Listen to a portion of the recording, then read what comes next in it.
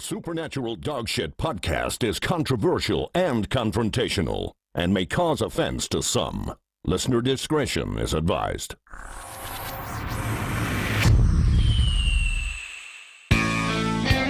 Yes, it is Tuesday night and we are live with the Supernatural Dogshit podcast. The one thing I said to Ed tonight was, don't come on straight on air and cough. And what did I do? You coughed. I coughed. Coffee boy. Ulti bro. Indeed.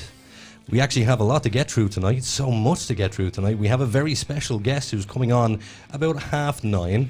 We're going to be talking to Ann Mcelhinney, the author of Gosnell, the Untold Story of America's most prolific serial killer. Should be really interesting. Ooh. Yeah. So, as usual in studio with me tonight, we have Nathan, I Love Myself Lynham. One of these days I might get a good introduction someday. One day. And also in the studio we have Ed, doesn't have big nips, Harris, as we found out.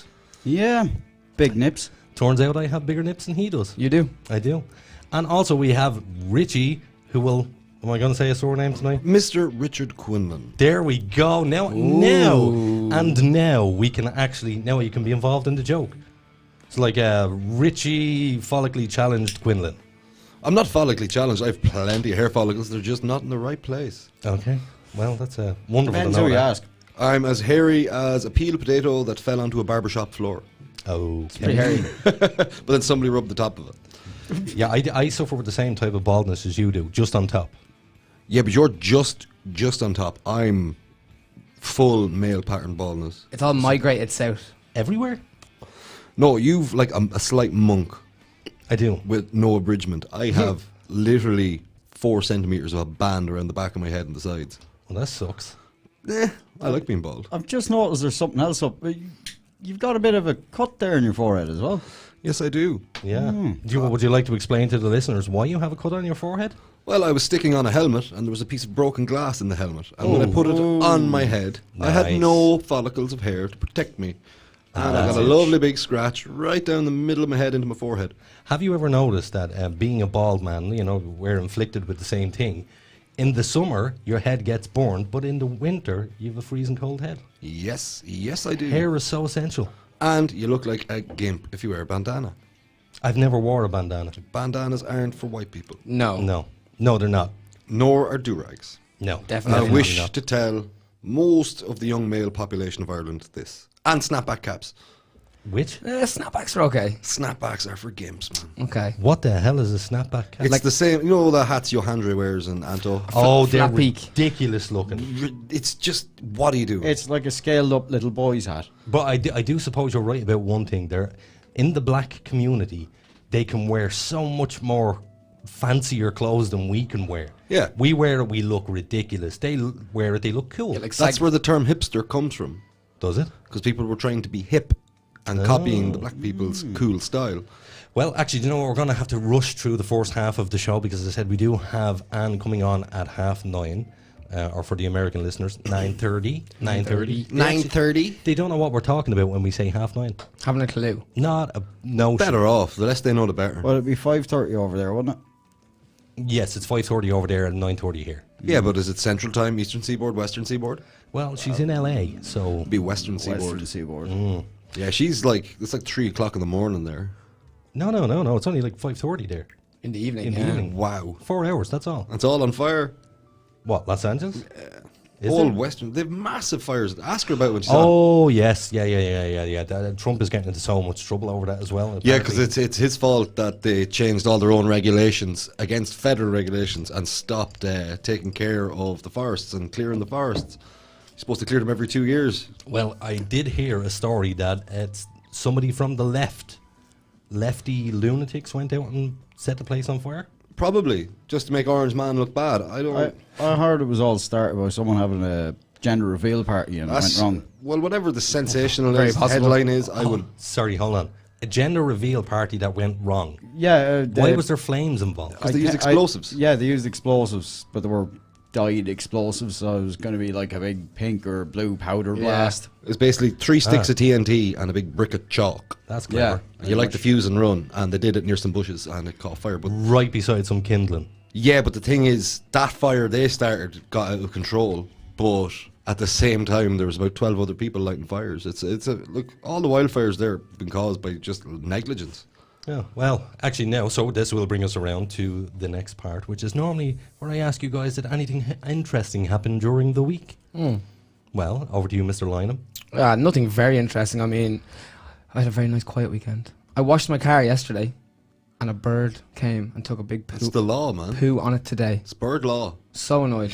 They get bird penalty points. They don't. I spent a good hour cleaning the bonus? car. Is And that the best thing that you have going on in your life right now? I had to have a quiet weekend, yeah. Nothing at all. No. Nothing at all. No. Well, you were absolutely Very boring. useless for this section. We're actually going to fly through this this evening. Mr. Harris, I went out to the bog for a few days you did go out to the bog to reflect. to reflect. And Which did you- bog? Out beyond Killucan direction, out towards Raharney. Ah, yes. Not that anybody would know where Not that that, is. not that anyone would know. It's kind of hard enough spot to find. But Did you yeah. find yourself in the bog? Well, I found a mini digger, and it was more or less the same thing. Okay. It was fair. great crack. So, Mr. Quinlan, Yes, Mr. Doyle. so anything interesting? Loads. Go on. Oh, I can't. Oh, No, just a lot of coming to the realization that we're going to have to do something en masse about all these stupid restrictions about this unnamed virus that we're not going to name anymore. China virus, we'll start calling it. China. But yeah, no, seriously, people need to just get the F over it and stop worrying, because there's this double thing that happens, everybody. It's like, right, well, I think it's bollocks, but oh wait, you're not following the regulations. Or this isn't regulation. And we're kind of caught between being good little boys and not giving a shit. Yeah, but have you noticed that these regulations is about symbolism? It's not about protecting anybody. Oh no, it's about the government saving face, because it's too hard a thing to admit to everybody that we effed up. Oh, messed big up time. royally. Yeah. Big time. Mm-hmm.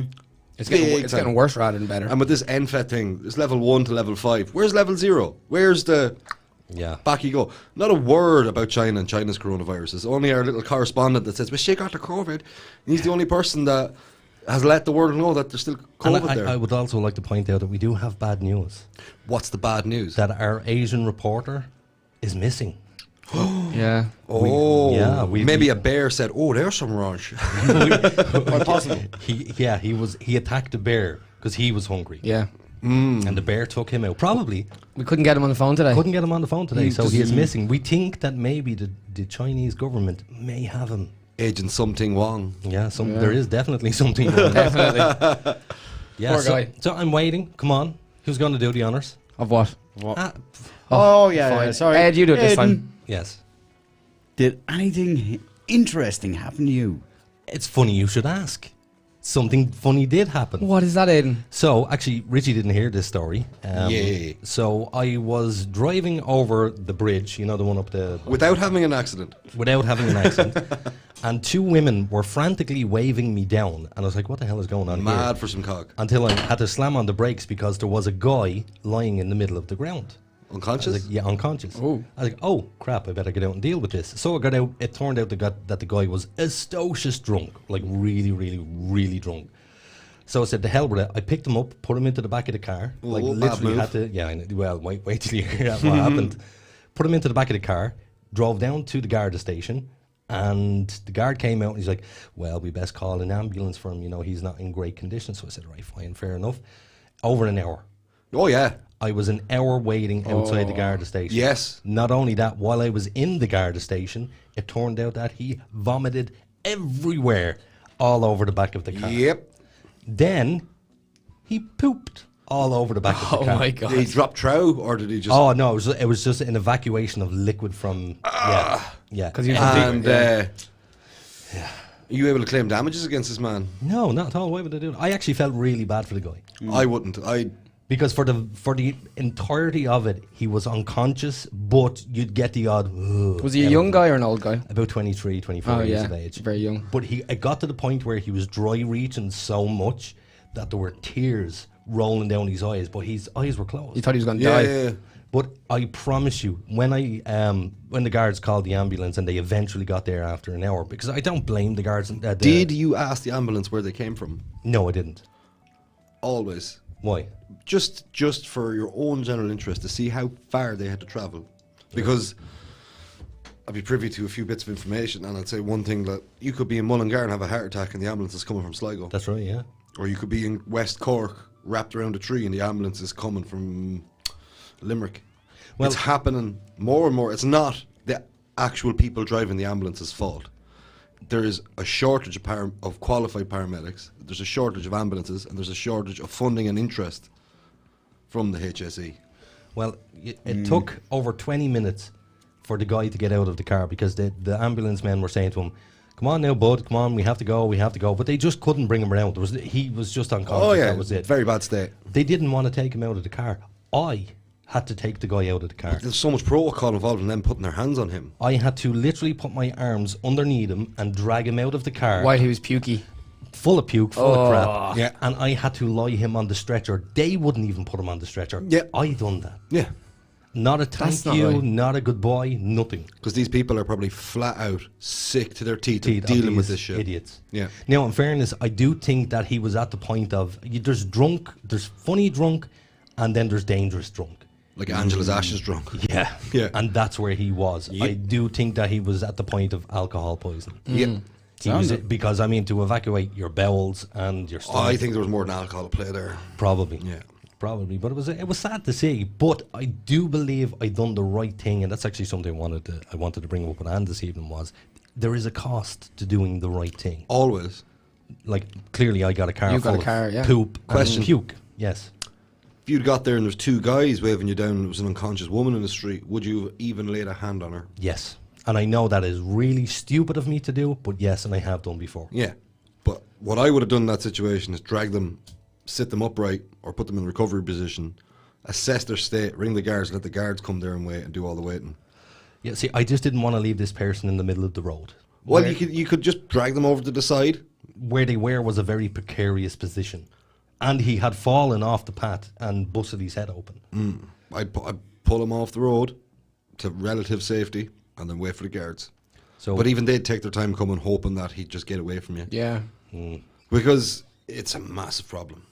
it's a huge problem. Yeah, it is, yeah. And it's a problem that, you remember years ago they used to have what was known as the drunk tank? Yep. Literally the cops would come along and they would drag you and put you into a prison cell until you sobered up. Yeah, they can't do that anymore. And do you know why? Because man, people found dead the next morning. Yes. Yes. People have been found dead in prison cells. And the guards are at risk of becoming responsible for that. But is that the guard's job? If Did I you bring, take somebody into custody, they're your They're responsibility. under your, yeah. That's why they take their belt and your shoes and shoelaces and But everything. You did can harm I- yourself off you with them. did I bring the guy to the right people? Should I have brought him straight to the hospital?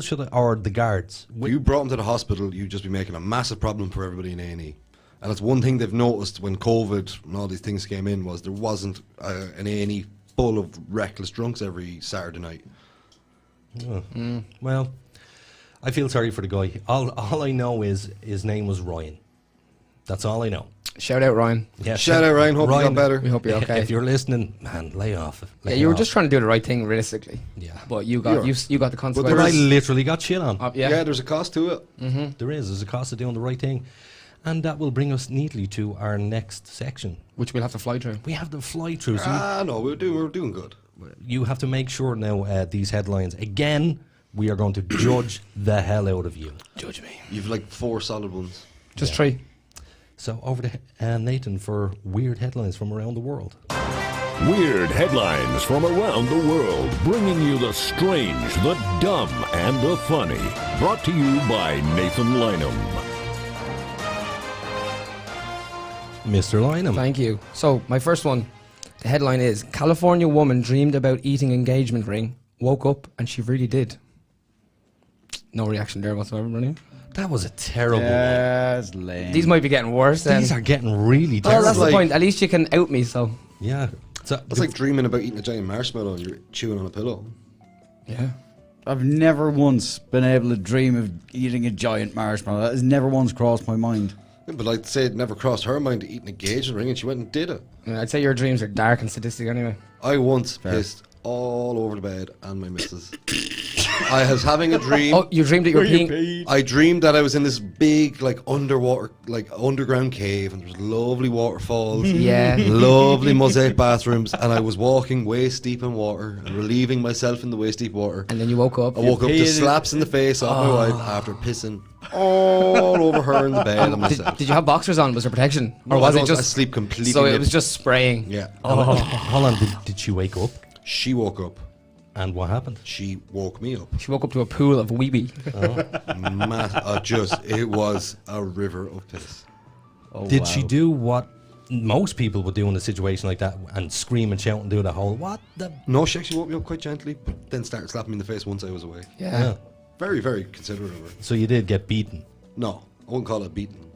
Slapped around. You are into weird things. I am into very weird things. So Nathan, go on. Off Yes. you go with your terrible headline. So the woman said that she woke up, she was in her dream and she was on a high-speed train racing down the tracks with her fiance by her side when some bad guys appeared on the train in her dream. And there was only one way to protect her 2.4 carat diamond engagement ring, and that was to swallow it. Or to insure it. Yeah, well, she didn't insure it. That's very good. Very good. 2.4. Carats. That's what it says here. So, it is American, so it might That'll be be a different. dear old ring. I'd No, say. is the carat scale, the higher it goes, the cheaper it is, or the The lower higher it it goes? goes, the more money Dear it it costs. is, yeah. So 18 carat gold would be pretty Yeah, expensive. It's different But for this is gold a- and diamonds. This is a diamond now. Diamond carats are a different measurement. Oh, okay. I think Right. 1 carat diamond is the best, possibly. No, The worst. Not no, a clue. Just Have an carat, it's analogy. just the measurement of size. Okay. That's all it is. So yeah, she popped the sucker off, put it in her mouth, swallowed it with a glass of water, and that was her dream. And she woke up and the ring was gone. That's then she went to a doctor the next day. They did the endoscopy and they got the ring out of her. Terrible They story. actually took it out. Yeah. Terrible, terrible, terrible story. Next. Next. The next one, you're probably going to say the same thing now as well. No, I wouldn't mind. He read out a cracker earlier on. Is that on the list? It's the last one. Best So for there's no last. anticipation now for me. all right. I had to. Well, I'm here. he's he has I'm it. going to be pleasantly It was that surprised. good. So the second one is German football team lose 37-0 after socially distancing from their opponents. Oh, Good. jeez. Is that real? That's brilliant. Yeah, it is brilliant. This I is heard from this, Sky yeah. News. Yeah, yeah. No way. Okay, give us the details. The most credible source of news on I know, the planet. right? So the team had to play the match or face a €200 fine, and they're a very small team called SG Ripdorf, and they only fielded 7 players as that was the minimum required to play the game. They got fairly ripped off there, They didn't they? did. Oh. Boom. Yeah, so they came and they played their game, and if they didn't play, they would have got £200 fine, and that's a massive loss for that team because they're in the 11th league of German football. It is a good headline. I like that. Yeah. Yeah, it's all right. I mean, 37-0. Yeah, they only fielded 7 players against a full 11. So- 37. Yeah, stay at that. I mean, at what point do you go, here? Would you not feel? Yeah, how would you But feel maybe so it's bad? some weird German fetish thing, but they just love being demoralised. Well, I feel so sorry for Savoy. we've all seen the Question. internet. Here's a question for you. I said this to, I think it was Hazel the other day. When you're talking to someone from Germany, Yes. like a friend of mine, his name is Derek. When he's standing there talking to me, in my head, all I'm going is Hitler, Hitler, Hitler, Hitler, Hitler, Hitler. Why? What? Because it's just small braindism. It's just being a real piece of shit. Like, I have a dark joke. go. No, wait till after the ad break. Okay, Yeah, wait until after the second ad break. that's fine. Well, we go to the last headline. We'll go to the fabulous last headline. Man who made knife from frozen poop is among the 2020 Instagram Nobel winners. Wow. Now that's Yeah. a good one. He Yeah. made a knife from Out of frozen frozen poop. feces. Yeah, yeah. me So the this You don't guy, want to get stabbed with that. You definitely get an infection. Only till you have to wait for it to thaw out, though. yeah, there's not very much context here to this one. It's kind of just the Instagram awards of the most random stuff in the world. Okay. And this guy who was fascinated since high school by the story of an Inuit man in Canada, and he made a knife out of his own excrement. And then your man goes on to say here that the poop knife failed miserably as I tried to cut meat with it and it didn't work.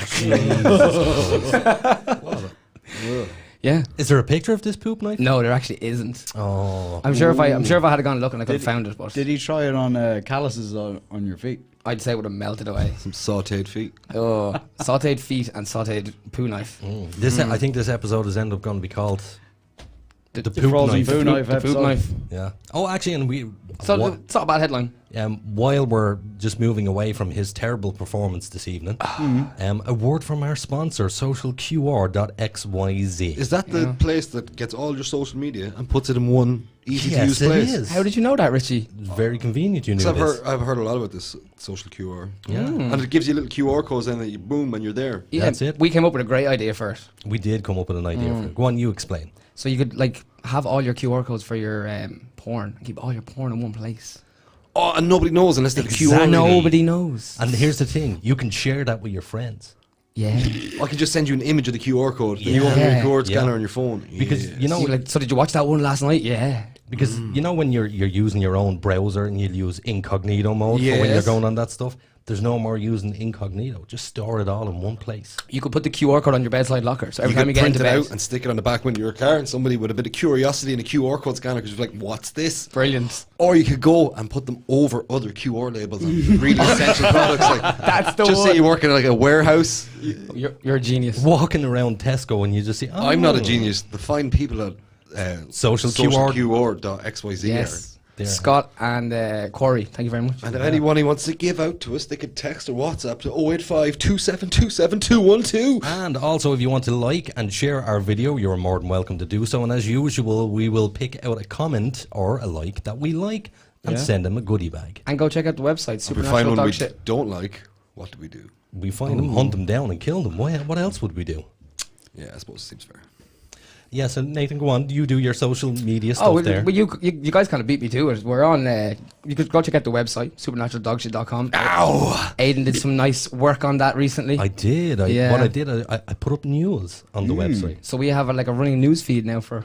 Yeah, so Everybody. all the latest updates from around the world. I think we should just have news about just us and things that happen just us. Yeah, but hold on. Well, who's going to admin Wait, that? That's a lot of work. That's not a lot of work because at the start of this I said, so anything Any exciting stories? happened? And you went, no, not really. Yeah, some stories aren't appropriate. Ed, you know, I went to the bog. He It was went awesome. to a bog.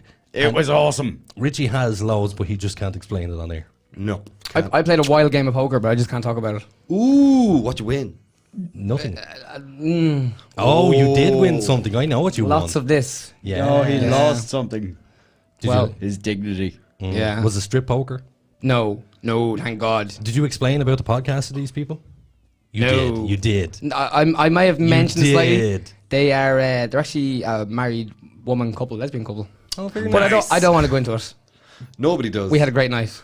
Excellent. Well, that is fantastic. I'm to sure hear. they wouldn't want you in there either. We played a lot of poker. I assume that's the end of your terrible headlines. We're gonna rename this segment to Terrible headlines from from- around the world. No. I'm gonna save a couple of headlines this week. Save Thanks, my Richie. social QR, and I'm gonna send him the QR codes to some decent news. Yeah. Yeah. There you Well, go. do check out supernaturaldogshit.com and go to the news section. There's real news on there, not just my fake news. Real news. Yeah. What was this? We were looking at something there earlier. There was a headline, and I called it out. Something about a woman ricing. She Oh, sent. she sent ricing to Trump and got arrested. Yes. Yeah, she was crossing the Canadian border and she had a gun in the car. So she sent it from Canada and started to follow it. Mad thing. Yeah. Crazy ass. So what? She sent a piece of rice. No, ricin is ricin. poison. Oh, sorry. Have you not seen? I misheard. I Wait, misheard. have you not seen Breaking Bad? I have.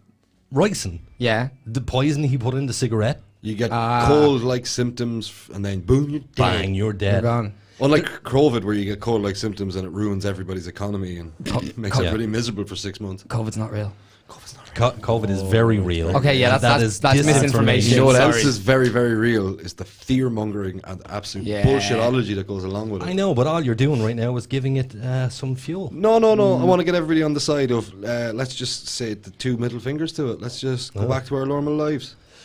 Yeah, but I would also You suggest. see, there's people that are getting it now and they're getting long-lasting effects from it. Like, it's still relatively untested.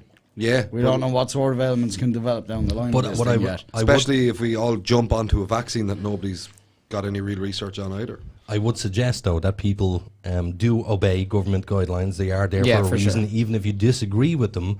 They are guidelines. I don't think it's legislation. Yeah, as no, yet. it's just a guideline. But I'm just asking you, you can follow the guidelines like I do, but just stick your two fingers up at them. While Following them, yeah, just for some sheer, I don't know, is it really ironic? Yeah. But you see in Australia now, they're bringing out this new law, because in Australia they like to jump on laws straight away, and you can't work, get the dole, use any of your social security, you can't do anything, go to school, receive education, receive any benefits without getting the vaccine. And you're going to have a vaccine passport. Oh, God. Well, they were talking about doing something very similar to that here in Ireland, but that was for the HPV vaccine. Yes. They were saying if you Human were on, papillomavirus. if you were on social welfare and you send your kid to school without getting this vaccine, that they will cut your social welfare off. But they couldn't possibly do that. Oh, they could. They could very well do it. They could, but they couldn't. It was like the way they introduced the local property tax. They're like, no, it's just this one fixed charge, and now they've hiked it 15% in Westmead. Like 15% is a huge jump. What was that tax that they said they were going to temporarily put on the Irish people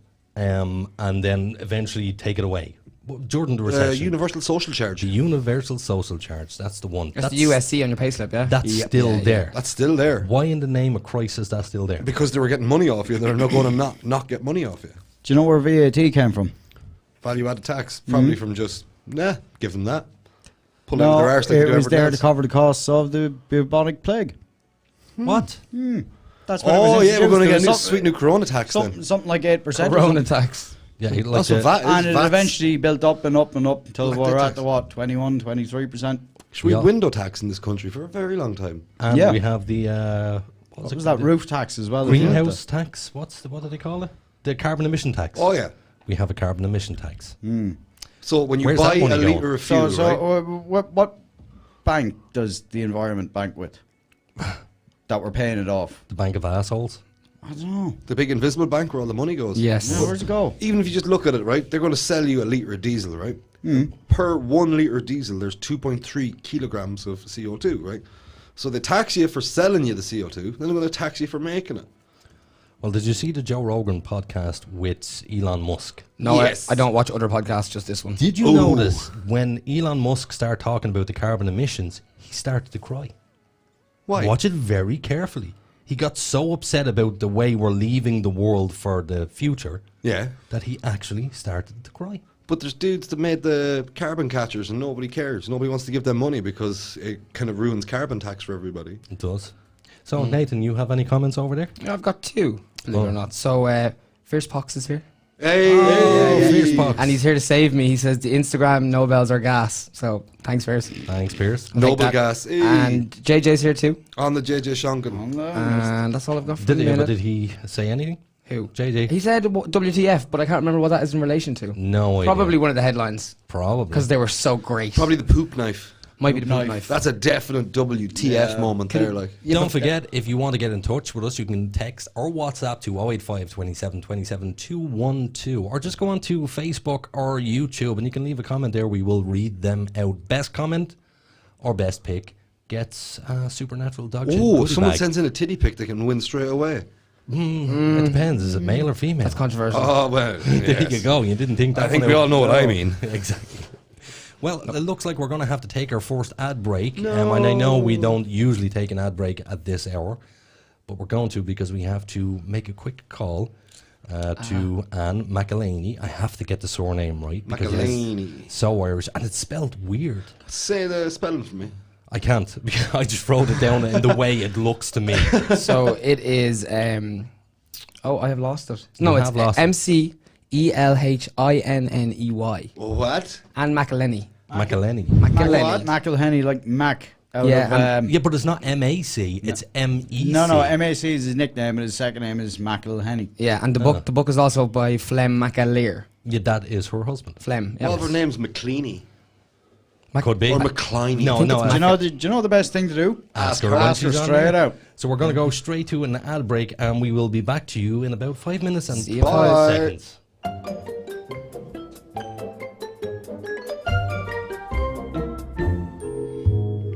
So, Billy, does your social media look like a teenager's bedroom? What? Full of Justin Bieber posters? No, you incompetent fool. Messy and unorganized. Yeah, it kind of does. But what can I do about it? Oh, poor simple Billy. Why not put all your social media in one convenient place? But gee whiz, mister, how can I do that? With Social QR, of course. It's easy, fast, and free. But what's social QR? Well, Billy, I'm glad you asked. Social QR is a one-stop shop for personal and business social media users to have all your social media in one place. Easy to set up, easy to share, and fully customizable, with your own custom QR code suitable for digital and print media. Jiminy crickets, so now it'll be as tidy as my web browser? So don't forget, Billy, that's socialqr.xyz. And Billy, take down the Justin Bieber posters. Aww.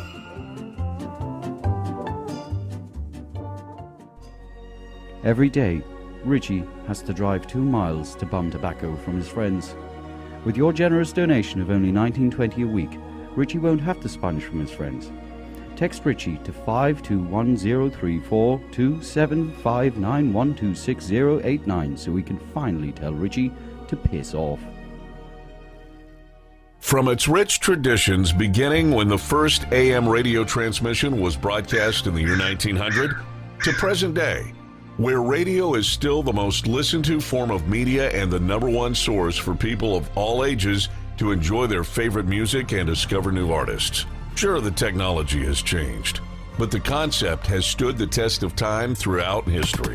From the end of World War II, General Eisenhower informs me that the forces of Germany have surrendered to the United Nations. The flags of freedom fly all over Europe. to the falling of the Berlin Wall, Our top story. The Iron Curtain between East Germany and West Berlin has come tumbling down. to the U.S. entering the War on Terror, None of us will ever forget this day, yet we go forward to defend freedom and all that is good and just in our world. Thank you. Good night, and God bless America. generations across the world are united by music as it transcends all language barriers. It brings everyone on planet Earth closer together. We at iStreamRadio.ie understand what radio has done for the world and would like to thank radio for its 100+ years of service. Radio has been here through thick and thin. Thank you, radio. Imagination is the beginning of creation. You imagine what you desire. You will what you imagine. And at last, we create what you will. Don't wait for the right opportunity. Let us create it. When the virtual world of the internet, ideas, dreams, and concepts have become a reality, now is the time to bring your idea to the digital world. MilestoneMedia.ie offer a full range of digital services such as web development, hosting, audio, and visual services. Inspiration has a new platform. MilestoneMedia.ie. Experience the difference.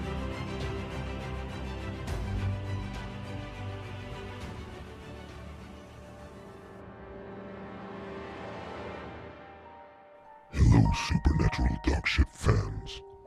I want to play a game. On October 31st, the Supernatural Dogshit team will be live for our Halloween special. In studio, Psychic Deborah Orr and the team will be on an undisclosed haunted location. Will they survive? Tune in on October 31st at 9 p.m. Oh yes, there will be blood.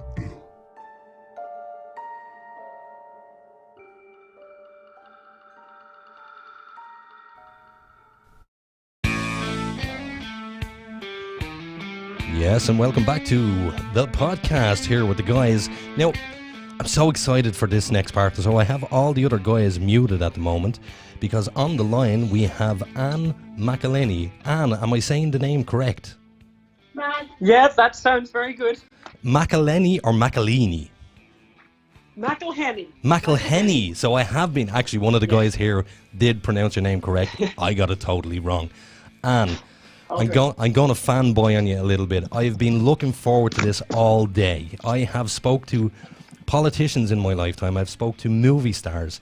And this is the first time I've been really nervous. Oh, God, that's so flattering, but don't be, really, genuinely. It's great to be on the show, and thank you so much for asking me. Well, look, it's a pleasure having you on the show. I do remember I spoke to you last year when, I think it was it 2018 when the Gosnell movie was released? Oh God, yes, I think it was I think 2018. Yeah, I think it's 2 years ago. I think now. Yeah, gosh, I don't know. With this pandemic, time has just taken another quality. I don't know whether I'm coming or going. Well, actually, do you know what? That leads me to a question that I wanted to ask. Given the current climate over in the States at the moment, because you are in Los Angeles, correct?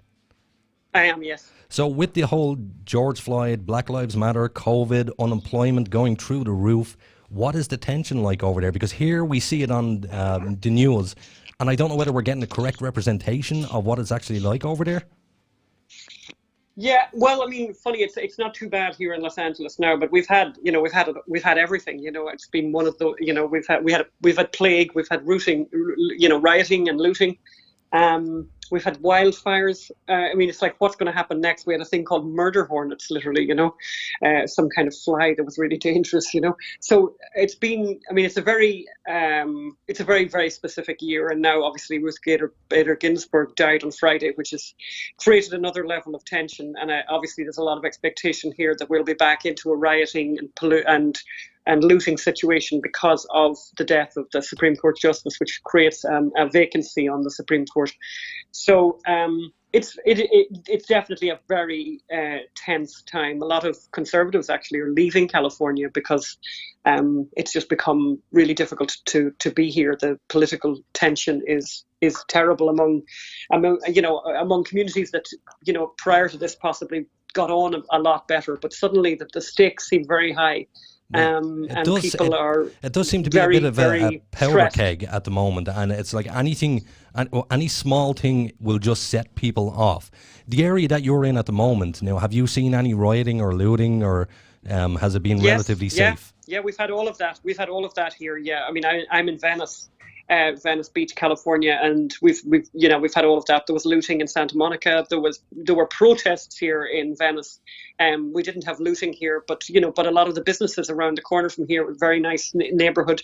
Abbot Kinney is one of the most famous retail streets in the world, and they boarded up the businesses. I mean, it was very frightening to live in a place where you watch people putting up boarding outside of their businesses and writing black-owned business, like as though by being a white person who owned a business, you deserve whatever you get. Yeah. So it's certainly not. It's not without tension, and it's definitely a very difficult time. And how do you feel that Trump's reaction to all of this has been? I think he's been great. I think if anything, he should. I think him being strong on law and order is what people need to. People want to hear that. This is frightening for people to be suddenly in neighborhoods where the shop where they normally get the milk or they get their medicines has been looted. By marauding hordes of people, who want the police defunded, and it's I think it's going to be good for Trump in terms of the election, because he's the guy saying this stuff has to stop, this looting has to stop, this rioting has to stop, and it clearly the other side are the ones who are doing the looting and the rioting. So and up until quite recently, the Democrats have been really quiet about condemning anything in terms of law and order in Seattle or Portland or Kenosha, any of these places where there's been a lot of damage done. And, we had quite a bit of it here in Los Angeles ourselves. So are you guys on a green card over there, or what's your status like? No, we're on visas. So we've done, I don't know how many visas we've done at this stage, but yeah, we're on visas. We never went for the green card because it's quite complicated. I don't know if you know people who have the green card. I do. It's a big deal. It's a big, complicated process that, you'd nearly need to sit and do nothing else for 2 or 3 weeks to try and organize the paperwork. So we've never had time. So we just do visas. And is that something you think you're going to do in the future? I don't know. I mean, this election is going to be very interesting for what everyone's going to be doing in the future, And if you did get a green card, would that entitle you to vote? I don't know the answer to that. I actually don't know the answer to that. It's interesting. And if you could vote, I'm assuming you would vote Trump, not Biden. I would vote for. I think I would vote for someone who didn't think it was a good idea to murder children up to 9 months in the womb. So I would be blind about the party and very much in favour of particular policies like that policy. And that's a great segue into Gosnell, the movie. You started off as a pro-choice person. Can you tell me, how did you change? What was it what was the catalyst to all of this? Well, I mean, I can even remember, pro-lifers in Ireland and people showing I mean, I remember this whole thing, people showing these photographs, and I always thought the photographs were doctored, and I also was kind of, I thought there was a, religious mania to pro-lifers and, all of that. And then as a journalist, I'm doing this story, we find this story about this abortion doctor who was, is in court in Philadelphia, and he's there because he delivered babies alive and cut their necks with scissors, and he did it for 30 years. But he's up in court on a number of charges, not for the whole number, but for, I think at the time it was 7 individual babies that they were charging him with. It ended up being whittled down to 3 or 4. But, what happened actually was, in the court, what they did in front of the jury, they projected the images of these babies, and these were not pro-life pictures. These were not taken by pro-life activists. These were taken by anyone who was an activist. These were police photographs from a crime scene. These were photographs that came from the medical examiner's office. These had no politics at all, 0 politics connected with them. These were court documents. And I'm assuming that it was both sides, that this was just evidence in a trial. And you look at those photographs, and the jury had to look at those photographs. And you realize that's where Baby A came from, yeah? Excuse me? That's where Baby A came from? A boy A? Was it boy A? That's Baby Boy A. Yeah, because Baby Boy A is one of those photographs. And people can see that, and people can see that photograph online. And people realize, I think the thing that I realized was that this is what abortion looks like. It may not be the method that's used in every case, but this is what gets aborted. This is exactly what it looks like. The person that gets aborted looks like this. And for anyone to look at any of those photographs and not notice the humanity in each one of them, it's impossible, actually. It's impossible. This is not a clump of cells. None of those photographs have any resemblance, actually, to a clump of cells. They have everything resembling a human being with fingers and eyelashes. And Baby Boy A, who, as you mentioned, was very central in this case, shared a birthday with my own father. He was born on July the 12th and died the same day. Obviously, his neck was cut. But when he was born alive, he was thrown into a Tupperware container, and he curled up. And the people who were there in this abortion clinic, they watched him try to protect himself, try to curl himself up, because these pre-me children, one of the things about them that came out in the case is that they feel the cold, very, very particularly. They're always, they need to be warmed up really quickly, and they find the light. That light is very harsh for them as well. So in a really caring setting, what would happen with a child like that would be that child would be cared for and loved and would live. Actually, no problem, that Baby Boy A, because I was a big boy. He was, I think, 26 weeks when he was murdered. And instead of that, you have this situation where he had his neck cut. But what was interesting in the court case was you had these witnesses who were there, who were asked under oath to describe what they saw. Okay. And they stood there. And I mean, I poured through all this testimony for months to write the book, and subsequently for the screenplay. And you hear these people like Karima Cross was one of the witnesses, and they asked her to stand up and to show the jury what she saw. They said, "Can you stand up and show us?" And she stood up in the courtroom, and she curled her body into the fetal position to show what Baby Boy A had done in order to try and live.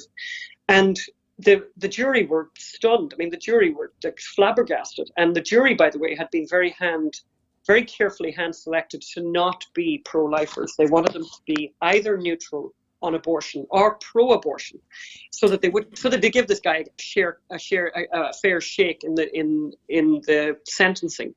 But I can tell you that those jury who a lot of them were pooled afterwards, and we interviewed quite a number of them. They said that they were just changed forever on their attitude to abortion, because they saw what it is that gets aborted. Speaking about changing how forever, perfect these children are. We have one of my producers here. We were watching you on Stephen Crowder, and you were talking about Baby Boy A and looking up the picture, and you can see it on Google. So one of my producers here, he actually is pro-choice, And when he saw the image of baby boy A, there was a complete change in opinion. I've never seen somebody take a U-turn so heavy in all of my life. He just changed his opinion completely after seeing that, because most people think, these days, especially in Ireland with Repeal the 8, there was 6,666 abortions. What an odd number. I think that was last year, or this year. It's a crazy number. It's on the rise. And I think that a lot of women, what they're doing is they're using this as a way of contraception. And it's been quite glamorized because, when Repeal the 8 came in, I saw on RTE and TV3 people out celebrating on the streets that this actually passed. I mean, I'll never forget those pictures from Dublin Castle, from the square at Dublin Castle, with these women, mostly young women, doing this kind of celebratory thing. This kind of, it was demonic, really. I thought it was frightening. It was like, even if you're pro-abortion, even if you're in favor of it, I think their reaction and the way that they reacted to this was just bizarre, actually, bizarre. Almost impossible to understand. But we've seen similar things here when the abortion law was changed in New York State, and Hillary Clinton and Governor Cuomo have a similar kind of grimace and, big mass of laughter when they changed the law in New York. And what they changed it to was up until 9 months. That's what they changed it to. And this was something that deserved massive, laughter and this kind of celebratory glee. And it's, even, as I said, even if you're in favor of it, that seems like a really odd reaction. It does, for somebody to be actually cheering the death of an unborn child. Because, I mean, if a woman lost a child due to a miscarriage, people are quite solemn and they're like, we're so sorry about that. But on the other hand, there's now people out cheering on the streets, which I find completely bizarre. I think they don't. I don't think they connect the dots. But I've heard. I mean, I've argued with people in Ireland. Dear friends, who say that people did know what they were voting for. I mean, I've always maintained, and maybe it's because I'm. The opposite is so horrific for me, but I actually don't think people knew what they voted for. I really don't. I remember being at a party in Ireland, and just the way it was that I ended up at a party where I was surrounded by all these people who were delighted with the result of the referendum, and they were delighted, and I was trying not to argue with everyone I met. But one woman was talking to me, and I said, I just sort of said it I said, I really don't think people knew what they were voting for. Because no one actually, really, they didn't really know the details of how an abortion is done, exactly what is done. And she said, well, I don't see why that'd be relevant. And she has a PhD in, in sort of whatever, so she's not, not the average, in terms of intelligence. And yet she could come out with something so stupid. Only a very clever person would come out with something so stupid. Yeah. And I think it was sort of, and it's a clever aspect of the work of Planned Parenthood here in the United States. And I would think from the Repeal the 8 people as well in Ireland is they're very clever. And I think it's a very smart move on their part to never talk about what you're talking about, if you know what I mean. Keep it all very theoretical. Keep it all in the realm of choice, because people love the idea of choice. I love the idea of choice. I love going to big supermarkets and shopping centres. People love choice. And, the idea of choice is an attractive sell. It is. Everyone's for that, right? So do you think it was missold to the Irish people? What was missed was, what is this? What's happening? What do we do? What do we do? How do we do it, by the way? How do you do it? How do you actually do this? And what is it? What does it look like? What is it we're doing? How do you do it? And what do we? And when you start to look at what it is, how you do it, it's pretty shocking. I mean, even I think a lot of people don't know that. I mean, I was really shocked. It's very small details. Like I remember, because I had all the crime scene photographs from inside the clinic in Pennsylvania, and one of the things I remember seeing the sieve. Like a sieve that you'd use for making making bread, like a regular one, a flour sieve. Yeah. And I was looking at that, and I remember, I've ended up with these very strange friendships through doing this movie. So I have a friendship with a woman who used to work in a late-term abortion clinic, actually Hearn's late-term abortion clinic in Boulder, Colorado, Julie Wilkinson. She wouldn't mind me saying her name, but I got in touch with her and I said, "What is that? What's that sieve?" And so then she explained that in those early abortions that everyone seems to think is like a nothing burger, where they use this Hoover, where they use this kind of a Hoover machine and they, suck everything out. Everything then has to be then put through a sieve. So all of that stuff then that comes out is put through a sieve, and someone, very often, by the way, someone who's not a nurse, some kind of like an orderly, has the job of reconstructing the baby to make sure you've got all the bits, of course, because what would you do if there was a hand left behind or a head? That would then turn infectious or whatever and could cause, sepsis and stuff. Of course. It could kill somebody. So, but someone has that job. But once you start to get into that granular level and you start to think, oh, right, so that person then puts the bits together. They're not putting the bits together of some kind of cellular organism. No, they're putting hands, and they call them hands and legs, and there's a missing torso, and they're missing whatever. And that's what the sieve is for. And someone has that job. And it often strikes me, and I remember having this conversation, which I think with Cora Sherlock, but someone in Ireland right now, not just one person, by the way, but many people have that job. They're out there right now, and they have that job in Ireland to do the sieving, to go through the sieve. So those people, those walking wounded, are walking around Ireland with that. That's what they do for a living. That must be a heavy cost for them to bear it on their soul. Yes. I couldn't imagine doing such a job. I have friends who were, they work for the fire brigade and who were in the police and the army. Oh, yeah. And they all see crazy stuff. But every one of them say the exact same thing. When they see a victim of a car crash, that is an adult, it's difficult for them to deal with. But when it comes to a child, when it comes to a baby, it gets them so much worse. So I just can't get over why people are not understanding that this is a baby. This is not an adult. This is a baby who was defenseless against whatever mechanism they put inside the woman to perform the abortion. It's just it really does boggle the mind.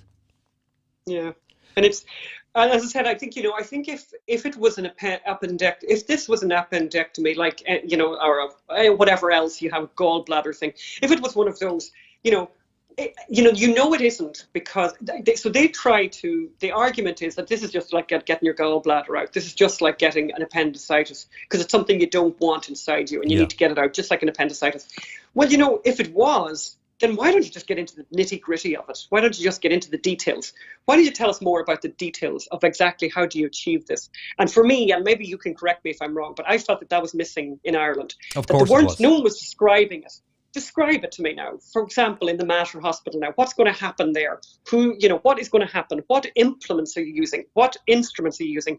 What are you introducing into the woman's body that will actually, kill this child?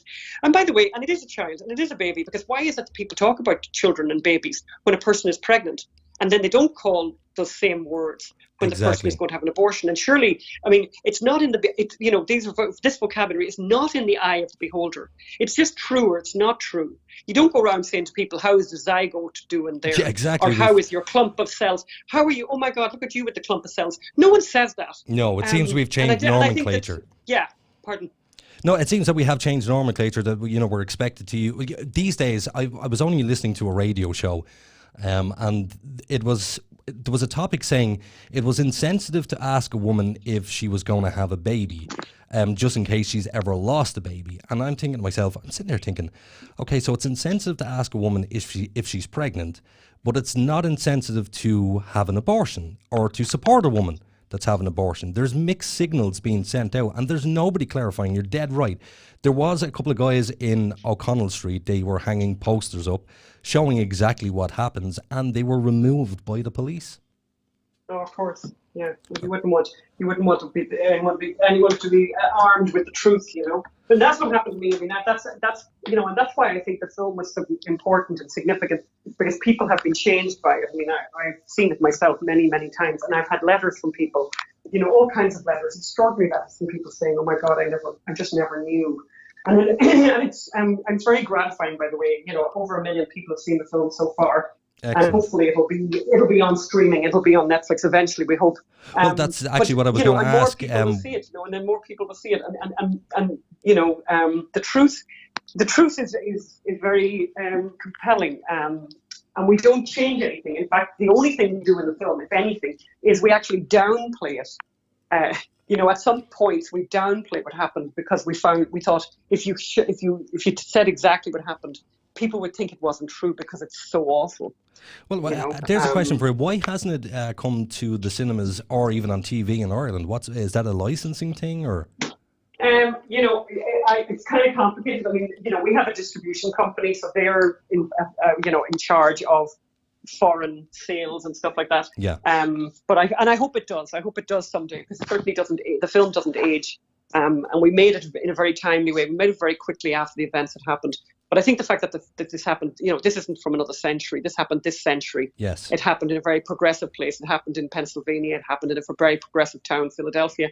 If that can happen there, and they got away with it for that length of time, it could happen anywhere. Well, correct me if I'm wrong. I can't think of the guy's name. I think he was a senator over in New York who was advocating after birth abortions. Am I correct? Yeah, that's in Virginia. That's Governor Northam. So basically, he was, interestingly enough, he's actually a doctor himself. He's a medical doctor. Oh, wow. And actually, he just got caught out. He got caught out just telling the truth, actually. He got caught out talking about comfort care, which comes up in the Gosnell movie and was something that came up during the court case. And when we heard it, we said, they need to have this. And the question was, what would happen if a baby was born alive during an attempted abortion?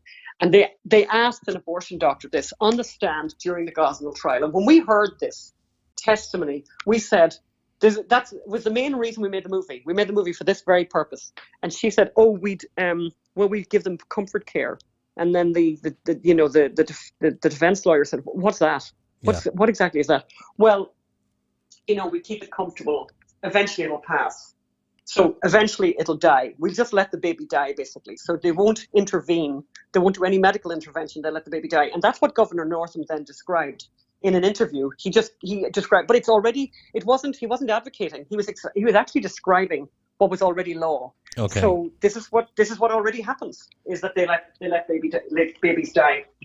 So this is an actual thing. This is happening right now in the States. This is happening now, right? I mean, I think it's a part of this abortion thing again that a lot of people don't know. So in 7 states, 7 states in the United States, or maybe it's even more, but you can have an abortion in the United States legally up to 9 months. Okay. In Kansas, in Colorado, in New York, in California, New Jersey, like lots of places with lots of population, for any reason. So, and people sort of say, God, there's no way. And even in Pennsylvania, by the way, when the Gosnell case happened, you could have an abortion up to 24 weeks. That's 6 months. And you think of people that you've known who are 6 months pregnant. I mean, that's very pregnant. There's a big baby in there. Oh, of course, and they can get rid of that baby legally in America. And so if it's a case that the baby is 6 months, how is the abortion actually performed? Yeah, well, it's very gruesome. I mean, what they do when they do it well, when it's done properly. And this is what totally shocked the jury in the Gosnell case. It wasn't so much his murderous, history. It was more when the good, legal abortion doctor took the stand and described what a good abortion is when it's done properly. So the baby is. And it's very funny. I know friends of mine who are doctors in Ireland, and were absolutely flabbergasted when they heard this. Hydrogen peroxide, I think it is. Yeah. Is injected. I can't remember the name of the drug now, but basically a poison is injected into the heart of the baby, and it's done with a really long needle. And we even show the needle in the film, which kills the baby, and then the baby is dead, and then, depending on the size of the baby, they will pull the baby out in pieces, again, till they get all the pieces together. And because if the baby is very big, they will drain the brain to make the skull collapse. Wow. So that it'll come out the birth canal. Like, this is what they do. And this is what they do when it's done well. When it's done correctly. And, for anyone, who would ever question me and say, oh, that's all nonsense, or you're just scaremongering. Well, I'm not actually, because I'm quoting directly from a court transcript where a doctor was under oath, under pain of perjury, asked, describe it. So no pro-lifer had anything to do with that script. That script is coming from an abortion doctor who thinks what they're doing is good. And that's how they described it. And that's the reason we made the movie. We said that testimony, we're going to put that testimony into this movie, because we didn't believe that any movie ever had been made where someone described an abortion. And we thought, let's have it described in the very words that were used in the court case, were given by somebody who was under oath. And people say all kinds of things in the world. They say all kinds of stuff. But people speak very differently when they're under oath. People understand the significance of it. And so that's what was said under oath, and it's worth reading. Well, you know, because you're spearheading this campaign, I'm assuming that you yourself, both professionally and personally, have come under major heat. Can you describe what that's been like, or has it been positive? Oh, it's been a kind of a mix. I mean, I'm a journalist. In the end of the day, I'm a journalist. I'm telling a story that's true. So, you know, people can be angry, but the real problem is that they come up against the facts. I'm not voicing an opinion in a way. I'm voicing this is what happens. Yeah. And then people are really angry because they just, you know, they might be. There's all kinds of reactions, by the way. But I would say in the main, I've had a lot of very positive reactions. I've had some weird reactions too. I've got, you know, people that I know very, very well and who have literally never watched the movie, haven't read the book, and never talked to me about it. And I think, you know, I mean, obviously we know the numbers of abortions that have happened in the world, and they've happened, you know, Irish people have been involved too. And, you know, I think there's a lot of untold stories out there. And, you know, I don't force anyone into anything. I try and get people to watch the movie if I can. And I think I found it so transformative. I've watched it with people, and it's been just extraordinary to see the effect it has on them, because it's not what they expect. I think a lot of times people think it's going to be one of those kind of Christian movies, and everyone's going to be praying or whatever, you know, or it'll feel like that, and it doesn't. I don't know if you've seen the film, but I have, it's more like a Law and Order episode. It feels like a Law and Order episode. It's very procedural. Yeah. It's very much about the court case. It's very much about Jim Wood, the detective who uncovered the case in the first place. It's very, very much about the Assistant District Attorney, Christine Wexler, and Joanne Pescatori. You know, it's very much about them, which people really like, because people really like those legal procedural dramas. And we certainly have quite the procedural drama here, and even just knowing those characters. And I would recommend to anyone who can't get hold of the film right now, because I think it's probably hard to get, but you certainly should. I would recommend the book. I think I'm really proud of the book, and it's and so you should anyone be. Who wants plenty of details, they can get certainly plenty of details. It's called Gosnell, The Untold Story of America's Most Prolific Serial Killer. And where can people buy that book? It's everywhere. It's on Amazon. It's an ebook, and actually, it's also it's on Audible. I actually narrated the Audible book, and actually, there's a kind of a funny story connected with that, because we produced it here in Hollywood, and you know, I just had to go to a booth and do it for about 7 days in a row. Yeah. And when I went the first day, the producer woman was there, and she said, great book, you know. And I just thought, I knew by looking at her, I thought, yeah, and she says that to everyone. And I thought, there's no way she's read it, because she wouldn't say that. Mm-hmm. You know, people say, great book, it made me puke. I vomited. Yeah. Like literally, that's what people say to me. I cried in my car. I cried. I had to stop it and read it and stop it and read it. I had to take breaks, like, because it's very, very powerful, the book, because it's all fact. It's all fact, and the facts are awful. But she says this anyway, and I thought, grand, I'm not going to call her out in it. And then I went into the booth, I put the headphones on, and I started doing the narration, and then I would take breaks and I'd come out, and she was weeping. Oh. Day after day, she was weeping, and then she apologized and said to me, I didn't know any of this. I didn't know any of this. I've always been pro-choice. And by the time I was finished, she wasn't pro-choice anymore. And Fantastic. She said she had been pulling pieces of my recording and playing it to her friends who were very pro-choice as well. And they were like just completely aghast. And I think it's the gift, it's a very weird way to put it. It's the gift of the Gosnell story, that this is a crime story. This is a true crime. This happened. It was a court case. People spoke under oath. There's a really great benefit to that, because you really get an unvarnished tale about abortion that you wouldn't have gotten otherwise. And people get, as you say about your producer, people get to know the life and death of baby boy A, who I think will affect eternity. I remember somebody talking about teachers affecting eternity, because children will remember what you said and how you said it. Well, I think in the case of baby boy A, people will remember his story, and it will stay with them forever. And I think that a lot of people don't have as consequential a life as he will end up having.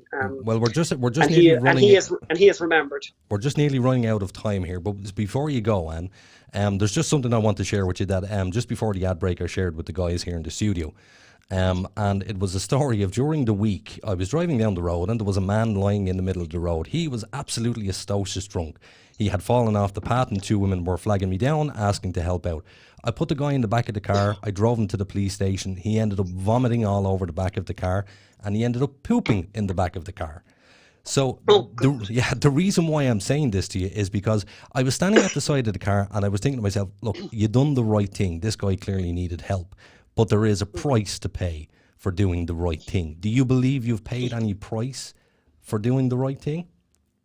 No, I've actually been very, very richly rewarded. Actually, I'm really. That's going to sound weird. I'm really happy that I got to be the person who told this story because it changed my life. I've met the most extraordinary people because of it.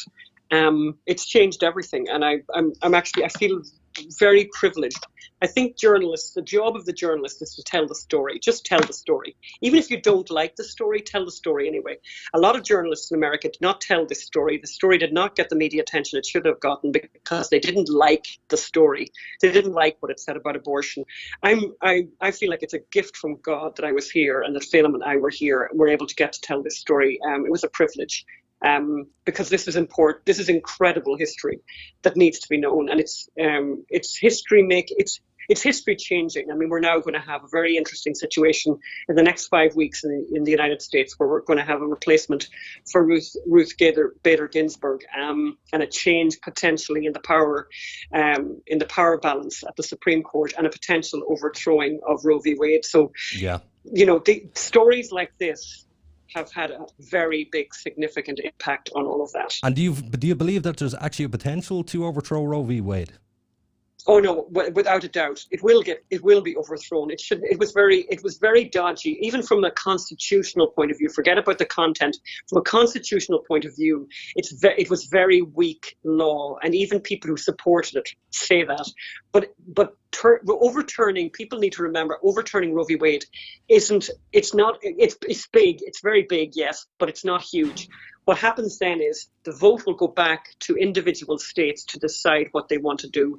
And I always remind people here, being from Ireland, being from the only country on the planet Earth that voted for abortion, that could happen to you too. Yes. So people need to change hearts as well as change minds. And on that note, Anne, we will let you go. It was fabulous having you on. If people want to find you, where can they find you? Facebook. Oh God, that's a good one. The unreportedstorysociety.com. Unreportedstorysociety.com is our website, and I'm Ann Mcelhinney on Twitter and on Facebook and everywhere else.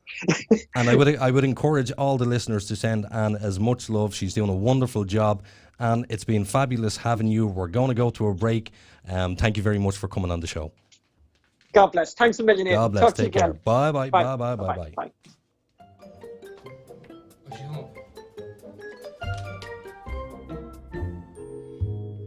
So, Billy, does your social media look like a teenager's bedroom? What? Full of Justin Bieber posters? No, you incompetent fool. Messy and unorganized. Yeah, it kinda does. But what can I do about it? Oh, poor simple Billy. Why not put all your social media in one convenient place? But gee whiz, mister, how can I do that? With Social QR, of course. It's easy, fast, and free. But what's Social QR? Well, Billy, I'm glad you asked. Social QR is a one-stop shop for personal and business social media users to have all your social media in one place. Easy to set up, easy to share, and fully customizable, with your own custom QR code suitable for digital and print media. Jiminy crickets, so now it'll be as tidy as my web browser? So don't forget, Billy, that's socialqr.xyz. And Billy, take down the Justin Bieber posters. Aww.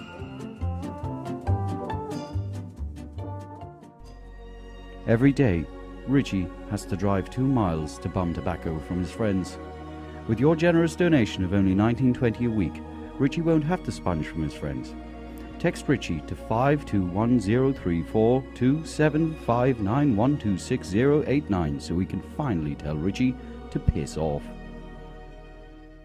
From its rich traditions beginning when the first AM radio transmission was broadcast in the year 1900 to present day, where radio is still the most listened to form of media and the number one source for people of all ages to enjoy their favorite music and discover new artists. Sure, the technology has changed, but the concept has stood the test of time throughout history.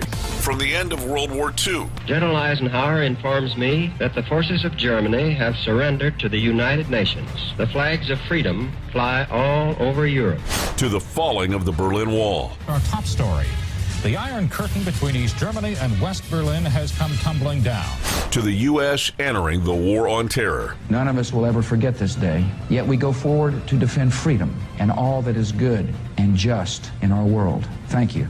Good night, and God bless America. generations across the world are united by music as it transcends all language barriers. It brings everyone on planet Earth closer together. We at iStreamRadio.ie understand what radio has done for the world and would like to thank radio for its 100 plus years of service. Radio has been here through thick and thin. Thank you, radio.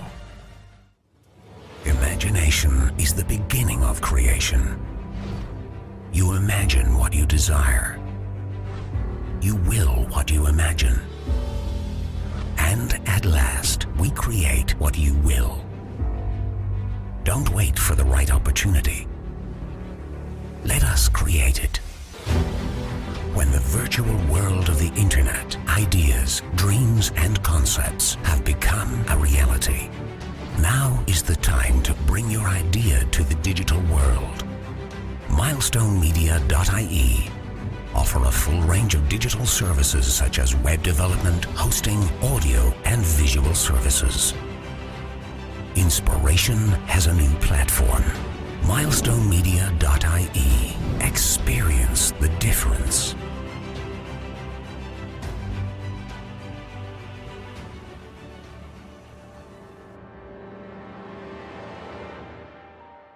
Hello, Supernatural Dogshit fans. I want to play a game. On October 31st, the Supernatural Dogshit team will be live for our Halloween special. In studio, psychic Deborah Orr and the team will be on an undisclosed haunted location. Will they survive? Tune in on October 31st at 9 p.m. Oh yes, there will be blood.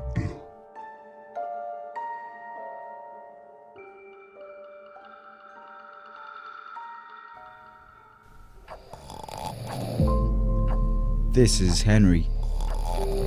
He's 40 minutes late. Again. His crew are waiting for him in the yard. He insists on using a wanked iPhone 4 to keep his alarms every morning. Ed says if he's late again, he'll eat his nonsense-spewing face, 'cause he's sick of his dogshit excuses. With your one-off donation of €3, we can get him an alarm clock and batteries from the pound shop. Please help this lazy gobshite get his ass to work before his employment runs out.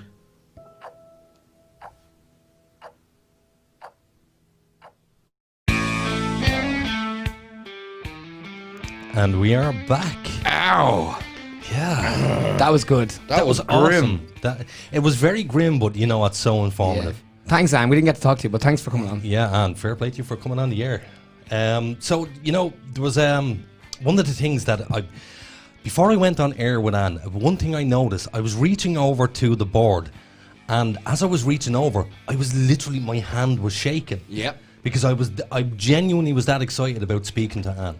Because she was brilliant. It was a very good interview. For a long, long time, I've wanted to speak to Anne. Me and Anne spoke on Facebook about a year ago. And, you know, I decided to get in touch with her again. And you know what? It was just one of those moments where, you know, I remember seeing a video of Anne and she was talking to Stephen Crowder and she was saying that she met the vice president and she was being real. Pence at the time, was it? Pence, yeah. And she said I was being a bit of a fangirl. You know, that's how I felt this evening. Yeah. Because I do believe that she is so important. And people like her are important. Yes. They're just willing to get their story and get it out there. And I think someone like her's message would have been so worth hearing. Unbelievable. Last year, when people were celebrating in the streets their right to murder babies. Well, in 2018, it was released in 650 theatres across America, not one in Ireland. Now, that's why I asked Anne, was it a licensing thing or what? But there wasn't even any advertisement around this. Yeah. Like, I heard nothing. The only reason why I knew about this story was because I was watching Crowder. Yeah. And he had Anne and her husband on, and I went, whoa, this looks interesting. Dean Cain is in the movie. I was just going to say, there's a very famous person in the movie. Yeah, Dean Cain is in the movie as well. And if anybody is interested in watching the movie, you're not supposed to watch it illegally, but I'm sure you can do exactly what I did. It's such an informative movie, such an informative lady, and, you know, such a good wit about her as well. It's like a docudrama, isn't it? It is, yeah. Yeah, it really is. Yeah. But it's like an episode of CSI, as she said. There is a lot of films that don't get played. Like 2 years ago, there's a Robert De Niro movie about the Lehman Brothers banks and the banking scandal. Or the Lehman sisters. Oh, What asshole said that? Who? Some feminist came out and said we wouldn't have had the financial collapse if it was the Lehman sisters. Yeah, because we wouldn't have had an economy to collapse. Oh, Jesus. No, seriously. Those broad, sweeping feminist arguments, they're just dumb. They are so dumb. Like, there's so many more things to talk about than just, oh, I have this set of genitals and I have this set of genitals. We're two halves of one whole. The human race has gotten to where it is by men being men and women being women. Well, do you know, when we're in the womb, the first part of us that forms is the arsehole. So at one point in your life, you were nothing but an asshole. Yeah. And Mr. Ed, you still are? And when you were born, your dick touched your mother's vagina. Oh, any need. If you want to go down that route, that's the route you went down. That's the route it is. But all I'm saying is, the whole thing with Anne there was brilliant. Isn't it amazing, though, how we went from that brilliant thing to... Yeah, no, I'm trying to get back on track, get back to the whole abortion thing, because while you were having your interview with Anne... Yeah, you were Googling away. I was Googling away everything she was talking about, and I came across the video she was talking about. What was the video called? I can't remember. It was in Spanish. It was I think it was a South American hospital that did it in, because, like she said, when they're done to the best of their ability, yes, they inject hydrogen peroxide, which is pretty much bleach, bleach into the baby to kill it. Yep. And there's a thing called the silent scream where it recoils in pain. Like, just because you can't see it in the womb doesn't mean it's a baby. When a newborn baby is born, there's like an air in the room. You and Mr. Ed here, we've been around when our kids have been born. Yes. And it's such a special moment. Unbelievable moment. I did tell you I ruined my own moment. Yeah, but my wife nearly died on our last child giving birth. And it just brings it all home to you how important it is. Because, of course, like the whole repeatedly ate thing in Ireland was driven by the Sabita Halapanava case. Sunita Halapanava. Whatever her name was, she wasn't given the due medical care she would have got anywhere else in the world. Like if she was home in India, they could have just aborted the baby and saved her life. That would have been a late-term abortion and stuff. But that worked out perfectly for the left. But I'm just saying, for that poor woman and her husband, their lives are ruined. And the left don't care what happened to you. They just have a talking point. That's all these people think about, because they're not living in reality. Like most conservative people, they're conservative because they live in reality. Yes. They're not looking I totally agree. They're not trying to apply their dogma to what they see the world as. They understand things have consequences. Because they've lived in the real world. Most people of the left way, they abscond from responsibility, they have most of their bills paid, they have some way of being looked after. You know, anyway, I was trying to get back to the point. It's a bit of a sweeping generalisation to make about people, though. But I mean, when someone identifies as left, it's quite easy. Yeah, hold on, what was that? Life is full of grey areas. Yes, it is. So, you know, you can't say all lefties are like that or all righties are a certain way. From my experience, most from your lefties experience, would be that way, yeah. Not mine. Well, mine would be most lefties. We see them most prominently is on social media, where they don't have to answer for themselves. But is they that attack not, people. Ed, is that not being a bit pedantic, what you just said? What do you mean? You know, because you understand the general tone of what we're saying. It's the same as the abortion argument. Life isn't black and white. No, but you understand the general tone of what we're saying. No, I totally get it. That it is the left that want this, therefore that's why it came in. And when we do, you know, have an argument against it, your argument back to us was, well, it's not everybody. Yeah, we understand that, of course. We're talking in generalizations. Like, I am talking in generalizations.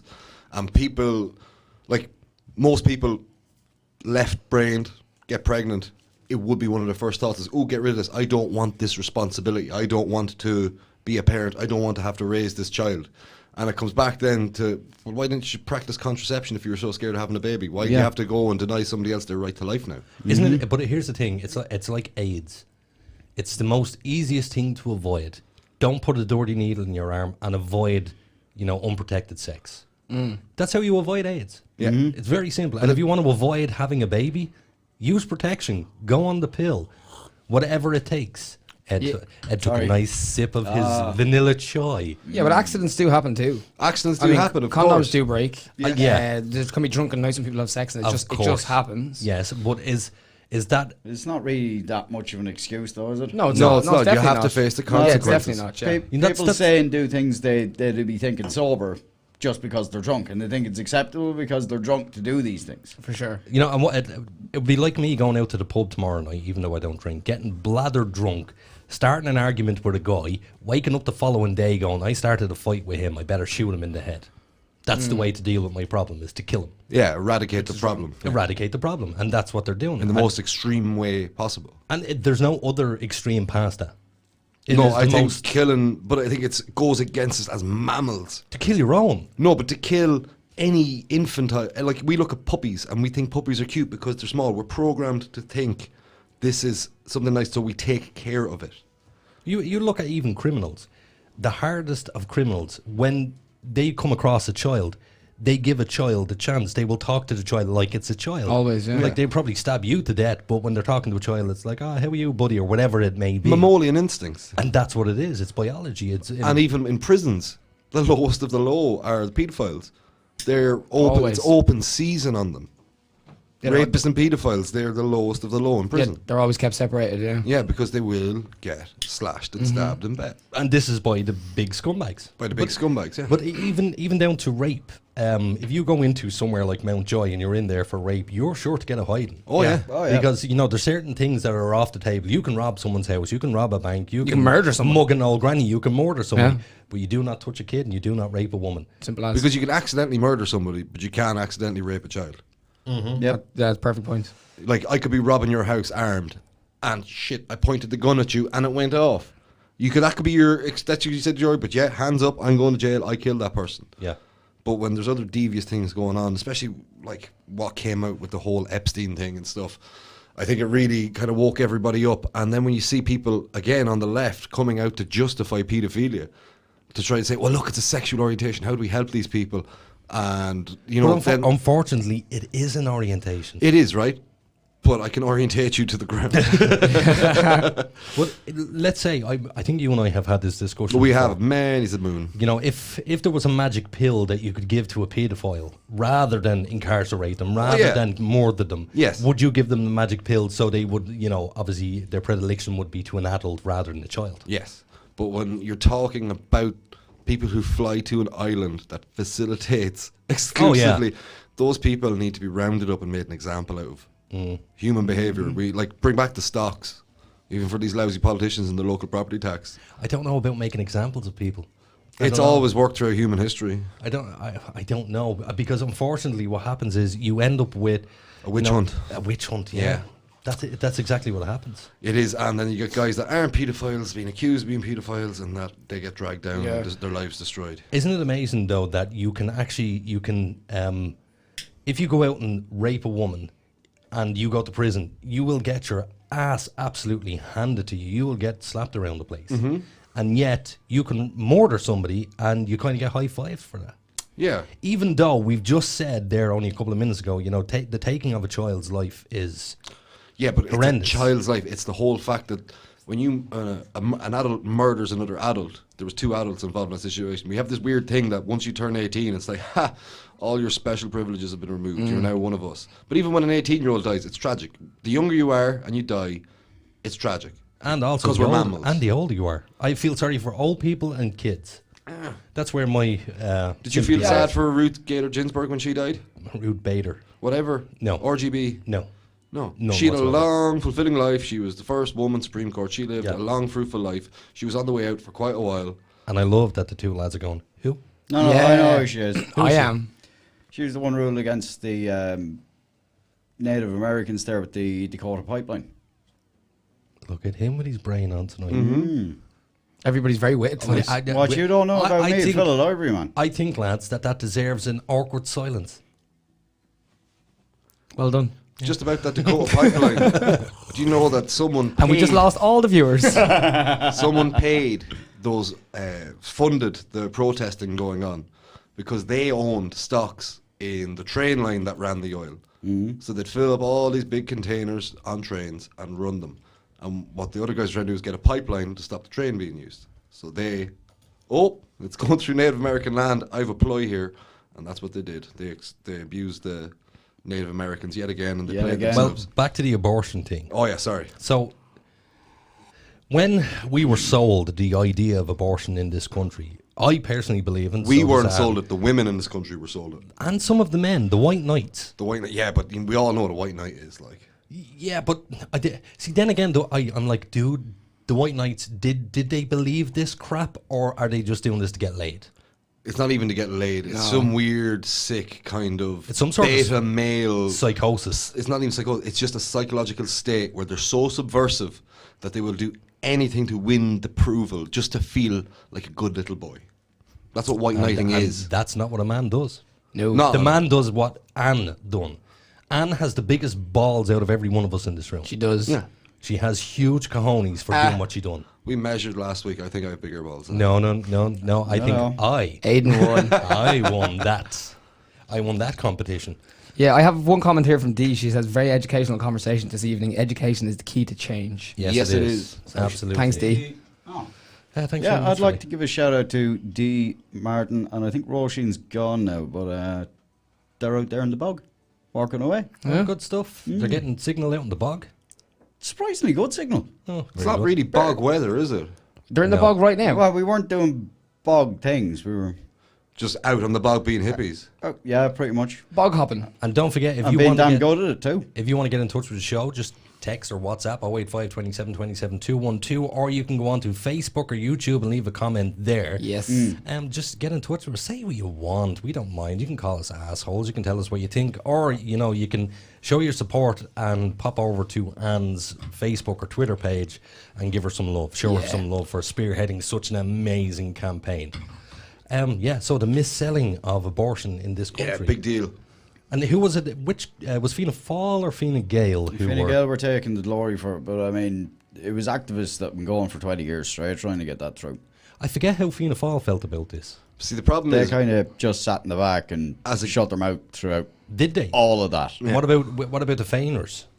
God knows, because Feiners were kind of pro for it. Well, They some were were for, some yeah. were against. My thing, I have a personal kind of grievance, conflict. I have no grievance. I have a conflict within, because I do believe that it has to be legislated that we do have to have some rules in place, because there is those 0.5% of cases where people do need an abortion. Of course, they need to help and have it. Yeah, or my wife, if she gets pregnant again, may need one. Yeah. And why would she need an abortion? Because the way her womb is at the minute, after the surgery she had getting the baby out of her, a lot of stuff got wrecked. How many kids? What? How many kids?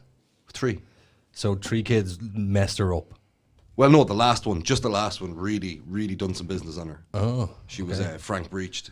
And would she not consider a hysterectomy, or has it got to that point? Or No. No? But no. Well, sure, you got the snip anyway. I got the snip anyway, just to make sure. You're so fine. He's firing blanks. Yeah. Firing blanks, but if she lands preggers, it's on her.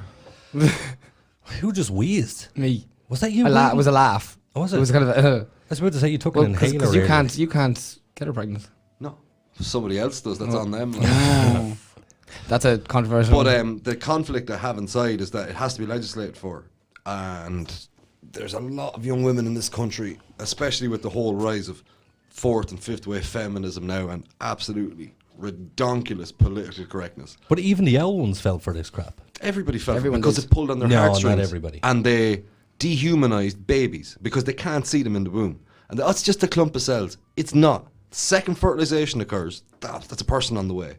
And we have, like, if there was a 35-year-old male, right? Yeah. White male, the least valuable person on the planet at the minute, according to the PC politics. Yeah, I agree. And he was addicted to heroin. He was a convicted paedophile. He was actively involved in an armed robbery and driving away, and he crashes the car and he's trapped. They're going to mobilise advanced paramedics, fire services and the police to come and rescue that life because they're going to save a savable life. And I think you're after creating, like when the headline came out, 6,666, when I got to that notable number they reported on it, how far has it gotten since? Maybe if Nathan can pull up the figures now, current to date abortions in Ireland. Yep. Well, can I actually have a show of hands in here, or not? Well, because people can't see your hands. It is me wheezing. It's not us. Oh, lung disease. That's exactly How what it is. easy doyle. I'm your lung disease. So, Ed, how did you vote? Or did you vote? I was actually working in Kerry that day. Yeah, God's sake. I know. I was sick and there was nothing your I could do to get out. Civic duty, man. I was on tour. I didn't vote because I wasn't registered to vote for that vote. I went What? You weren't registered. I went down to register to vote and it was too late. So I went and registered after the thing and voted in the general election afterwards. Okay, so Nathan? I voted yes in Dublin.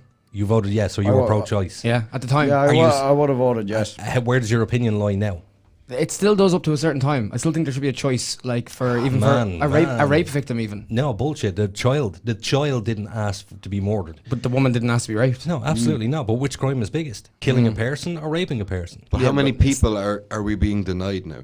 Like our population, Irish people, like. Yeah, no, I get your argument, but I'm still going to stick with up to a certain date. I do think it should be allowed. Okay, so let's stick with the up to a certain date. Yeah. Right.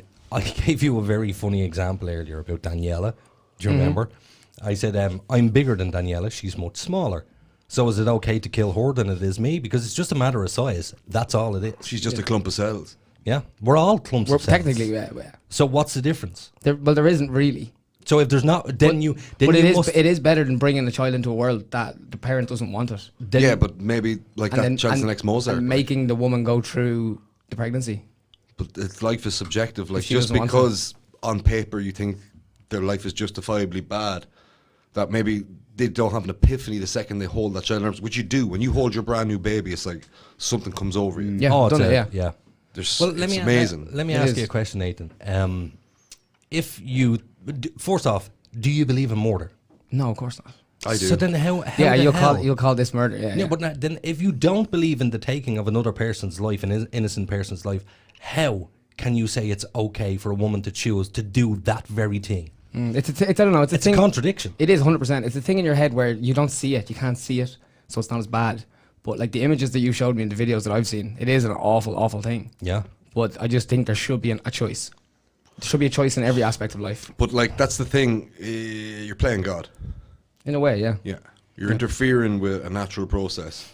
Just out of majority of the time, it would appear to be out of complete selfishness. Hoes need abortions. And I can see why people think it's wrong. Yeah, no, in the fact of using it as contraception is completely wrong. Oh, yeah. But hold on a second. You should only be allowed to have a certain amount, maybe 2 abortions in your life. But hold on a second. Hold on. If you're saying it's okay to have 2 but not 3, you can again see how. Well, for a medical purpose, maybe that's a complete oxymoron or a contradiction. You know, I can see why it's an issue. So it's okay to kill 2 people but not 3 people. Your arguments don't hold up to shit, Nate. I just think there should be a choice. That's all I'm saying. Okay. But like, Richie, what was that thing Dave Mustaine said about? Was it about kill a man, you're a murderer? Kill many, you're a conqueror. Kill them all, and you're a god. There you go. Kill them all. So over to Mr. Harris. Mr. Harris, you said you would have voted yes. Yeah. Okay. Has your opinion in any way wavered or changed, or do you still? I haven't read her book and I've not seen the film, so maybe after that you can ask me. Okay, but for the meantime, I mean, except it. Ed, look, you're faced with the truth. Yeah, you already know the truth, and that's why her argument's so compelling. Okay. Right, and it is. Right. But at the same time, I ain't saying it yet. But you don't need to see something to know something is real. Well, I already knew that because we had quite a graphic religion class once where they did broach the subject of abortion, and they showed us that horror film from the 70s. Yeah, but you were kids and you wouldn't really understand it. No, and it was a religion class in a Catholic school. It would have been propaganda. We saw it under a microscope. It was like a microscope. Oh, you seen the silent scream? And we saw the silent scream, and they injecting the hydrogen peroxide into the child, and then breaking it up with a scalpel or not a scalpel, but a kind of a pincers, kind of. Yeah, kind of like a tongs, nearly, and just breaking it up with the tongs and then hoovering it out. Well, I'll put it this way: and they pierce the skull, as they said, they do actually, in fact, pierce the skull to suck the brain out to make the skull collapse. My wife's father was adopted. Okay. He was born to a 17-year-old girl who was made fall pregnant by a very wealthy and prominent businessman. Okay. And if it was to this day and age, he would have been aborted. True. And my wife wouldn't be here, and my beautiful children wouldn't be here. I'm one.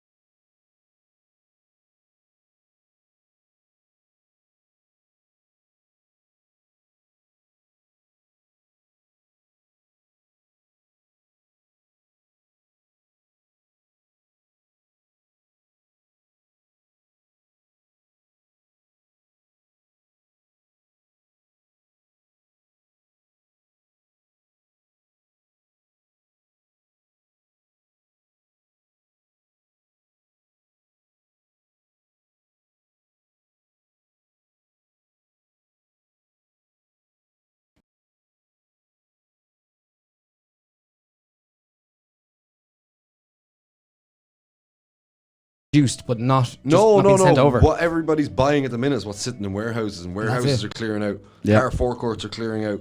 And this recession coming is like, will the demand be there for these places to open back up? It's scary. It is scary. It is. And the main thing as well with like wardrobes and household items was even getting see-through corrugated plastic. Because everybody was at DIY projects the whole lockdown, they had nothing else to do. Yeah. And they just ate through loads of supplies. Like, I remember going into the shop just looking for a can of matte black spray paint. Nothing to be got. I couldn't get any from Nothing to be got. And have the pubs opened up here in Ireland now? Is that a thing? No, it's not really the pub. You can't go to the bar. You can't. That's the pub. It's a public house. They're no longer public houses. But it is supposed to be open at the moment here. Yeah, but would you go? Like, it's not even about a fear of a virus. It's about fear of not having the crack and spending a couple of €100 on a night out. I went at the weekend to watch the United game. Crystal Palace. Yeah. Oh God. Are there any United fans out there? I'm so sorry. Oh, it was awful. Wasn't it absolutely glorious to see Black Lives Matter Tyrone Woodley getting absolutely retired by Kobe Covington? What happened? I don't think I ever thought of it. He's been preaching communist, Marxist, Black Lives Matter stuff, and then Kobe Covington walked in there, Captain America, and bet him into retirement. Or actually bet him? Bet him. What's this, UFC fight or something? Yeah. All right. God damn, there's some good cards coming up. Was it good? Yeah. Did you watch the fight live? No, I watched it afterwards. Yeah. Because it was on at a crazy time. Shoot at 5 a.m. Literally, the only person I will get up for is Mr. McGregor. You would get up for him, yeah? I have not. The only fight I missed, we were in Kerry. Yeah. Me and the missus had a row, and she watched the fight and didn't tell me. And then when I woke up, because we had a big row, she's just like, Conor lost. Oh, and I was like, what? It wasn't that the worst. Yeah, but look, she got me good. I deserved it. I was being a prick. Was that the Khabib? Oh, it was a Khabib fight. Yeah, the most boring fight. Yeah, he just strangles you and gets you to the ground. Yeah, beats you, strangles you. It is very boring. But poor old Donald Cerrone as well. It's not looking good for him. It's looking like retirement for him too as well. Yeah, he just can't get his title back. But that was the whole thing. Him and Conor, it was a redemption fight. Somebody was going to lose. I've been way out of touch with it lately. Is DC gone as well? DC? Yeah, he's commentating. He's out. I'd say he'd come back though. You think so? I think he's one good fight left in him. Do you think McGregor's going to come back? I hope he does, but this latest scandal in France, I think is ridiculous. I think it's all going to catch up with him real soon. But the thing is, it caught up with him already. I think this is literally, the details are so sketch. It just looks like people are just doing it because he's an easy target for it. Like, the man is unreal. He's the best fighter in the world, in my opinion. I mean, that's what happens to most famous people when they get massive. There's always these claims. Like poor old David Beckham. Justin like, Bieber has a claim. Look at the scandals. People threw themselves at David Beckham trying to destroy him. Yeah. I don't know. It's not easy. But I'm just looking up some random topics here that we can just throw out. Sorry. We've kind of lost our... Well, people wanted to hear about car insurance. Okay, no, I'll just bear with me for 2 seconds there, ladies and gentlemen. You're going to explain? I need to explain something pretty crappy. Continue. So, for the past half hour, people have been hearing nothing. Okay, why is that? Because VMix totally crashed behind me and I never saw a thing. Okay. VMix crashed its ass off. They're going to get a swift kick in the nuts. But we're back now. We're back now, but unfortunately, it's a different video. Oh, no. Exactly, and it's the only emergency. Well, some people have been able to hear us. Okay. No, nobody could hear us. VMix was gone, man. Well, we were just talking about pubs. Yes, but I got it back. I got it back about 5 minutes ago. Well, I'm still on the same video here, and it seems to be. Oh, no, the YouTube video is fine, but there's a gap of about a half an hour. But the Facebook stuff, that reposts it again. Yeah. So that's there as well. But not to worry, ladies and gentlemen, because tonight... we can I remembered to press record on Audacity. So we have all the files. So we have all of it safe and sound, and tomorrow we can podcast the whole... Well, tonight when I'm finished the show, I will release the full podcast, the bits that were missing as well. Is there any way you can edit me in as a Mexican? Yes. I'm yeah, well, you'll have to stay and do the BO. Hello. No, that was me doing a Mexican. Yes. What was that? What the hell I have was no that? idea. Was that a Borat? Arriba. Oh, Jesus, Aiden. Man. Underlay. Okay, we lost everybody. Wait, you're all taking the piss here. Yeah. You do an impression there of a Mexican. Si, señor, I cannot work because it is so cold. I got the headache. I have a headache and the COVID. Can we have one episode where we don't escalate into just racist stereotypes? This is absolute racism. I do not like this systemic racism in Ireland. Now, can I just point out, by the way, I was again on air one night. Yeah. And there was a black man talking to me. And I went, oh, but like, I said what he said, but in his accent. Mocking him. And the presenter went, that's very racist. And I went, hold on a second, you knob. 2 nights ago, you were talking to an Italian woman. You put on an Italian accent. So why is it racist to a black man and not an Italian woman? Because the Italian is white and you can't be racist. How do you against know white the Italian was white? You don't. That's the whole ploy and play. Bullshit. Yeah. We should be allowed to take the piss out of people's accents. Yes, we should. And there's the funniest thing. You know when you meet a new person and you're going, oh, they do things funny. Very funny. That's what I do. When I see somebody that does something different, it stands out to me. It's supposed to. I was driving by a Garda car the other night and I just turned and looked at them. Kind of. Hey. I kind of. We're doing accents. I kind of stared at the guards. And they followed me. Yeah, because you were staring at them. And blue lighted me. Okay, and what happened then? And he turned around and he said to me, he said, I seen you looking at me there. And I went, well, you're in a big white car with yellow luminous stripes going down the side. I said, and you are the police force. You do stand out a little bit. Is it okay that I look at you? And I swear to God, he went, good point, and drove off. No way. Nice. Oh, he didn't even get out of the car. He pulled up beside you? No, pulled up beside me. Yeah. That's another thing in this country. Sound guards and unsound guards. Yeah. Yeah. Because I heard 2 stories this week. One of a young man driving around with no tax, and when the guards pulled him over, he's like, I'm so sorry, I had no tax. He's like, you passed the attitude test. Then I heard another story of a young lady who's driving around looking visibly upset. Okay. And 2 Bangardi knocked on the window of her car, and she thought, oh, they're going to ask me, am I okay? No, they accused her of being on her mobile phone while driving and gave her 3 penalty points and a €60 fine. Then they walked down the street. Then they walked back up to the car and did her for having no tax. And another 3 penalty points and another €60 fine. No, she had tax, but it wasn't displayed. They, instead of looking at a visibly distressed woman and offering her help, they decided to double sting her. Yeah. Right? Look, guards are just people, but I have a big problem in this country when it comes to assholes in uniform. Hitler was just a person. Yeah, he was a pretty awesome person. We all know his name. He did a good job at getting himself publicised. Who? Hitler. We all know his name. Yeah, but you just said he was an awesome person. What do you want to be if everybody's talking about Do you him? mean awesome as in tubular? Or do you mean awesome as in, like, he was an awesome character? Like a horse or Well, you would stand in awe of him if if you met him back in the day. Like, fair enough. You have to remember like what Germany was going through, and then you have this dude who's giving you all the answers. He was pretty awesome then. Oh Lord! Ooh. But I'd like to come back to the old Mussolini quote, and I've been thinking about it a lot lately. Would you rather live 1 day as a lion or 1,000 as a lamb? And we're kind of taking the 1,000 as a lamb approach, aren't we? Yeah, I think I'd rather live as a lamb. As what was it? Tommy Tiernan once said, "Sheep. What is it with them? They're so vague. You don't even know where they start or begin. They're just fuzzy on the outlines. Yeah, and you don't even know how many you're talking about. It's sheep. You could be talking about 1. You could be talking about 1,000. Ground clouds. Ground clouds. Ground clouds. The show. What's that we call your dog? A floofing pooper? A floofing pooper. What's a floofing pooper? My dog. His dog. Yeah, but what does it mean? Because it's a pooper and it's floofing. Floofing pooper. Is it floofing pooper? Like a flammen, like a flammenwerfer, because it werfs flammen. Flamethrower. Flamethrower. Throws flame. Okay, you're right. I get it. Can we get our hands on one of them? Or a Panzerschreck, because it Shreks Panzers. You know, what sort of a question is that? Elon Musk. Oh yeah, if you're listening, we love The Boring Company and all it does. And if you'd like to supply us to test out one of your flamethrowers. Yeah, Mr. Musk. You know he brought out flamethrowers. Yeah, the Boring Company flamethrower. Fair play to him. It's kind of a glorified but they corn don't work. torch. They don't work. Oh, they work. What? But No. it's not. They do. No, he said it on Joe Rogan. He went, of course they don't work. They don't work as like a flamethrower. It's a corn torch. I'm assuming like it's used for cigarette burning lighter. weed. It's like it's a little torch that's used for burning weeds or maybe setting. So it's not tar exactly paper. what Yeah, but I'm sure we could ramp it up if we got our hands on it. Yeah, no, you're completely rebuilding your own one then. Yeah, I mean the picture I see here, the flame coming out of it is about like 6 foot. Yeah, it's a weed torch. It's for burning weeds. So it's in a not garden. exactly like the looks- ones that they use on the Vietnamese.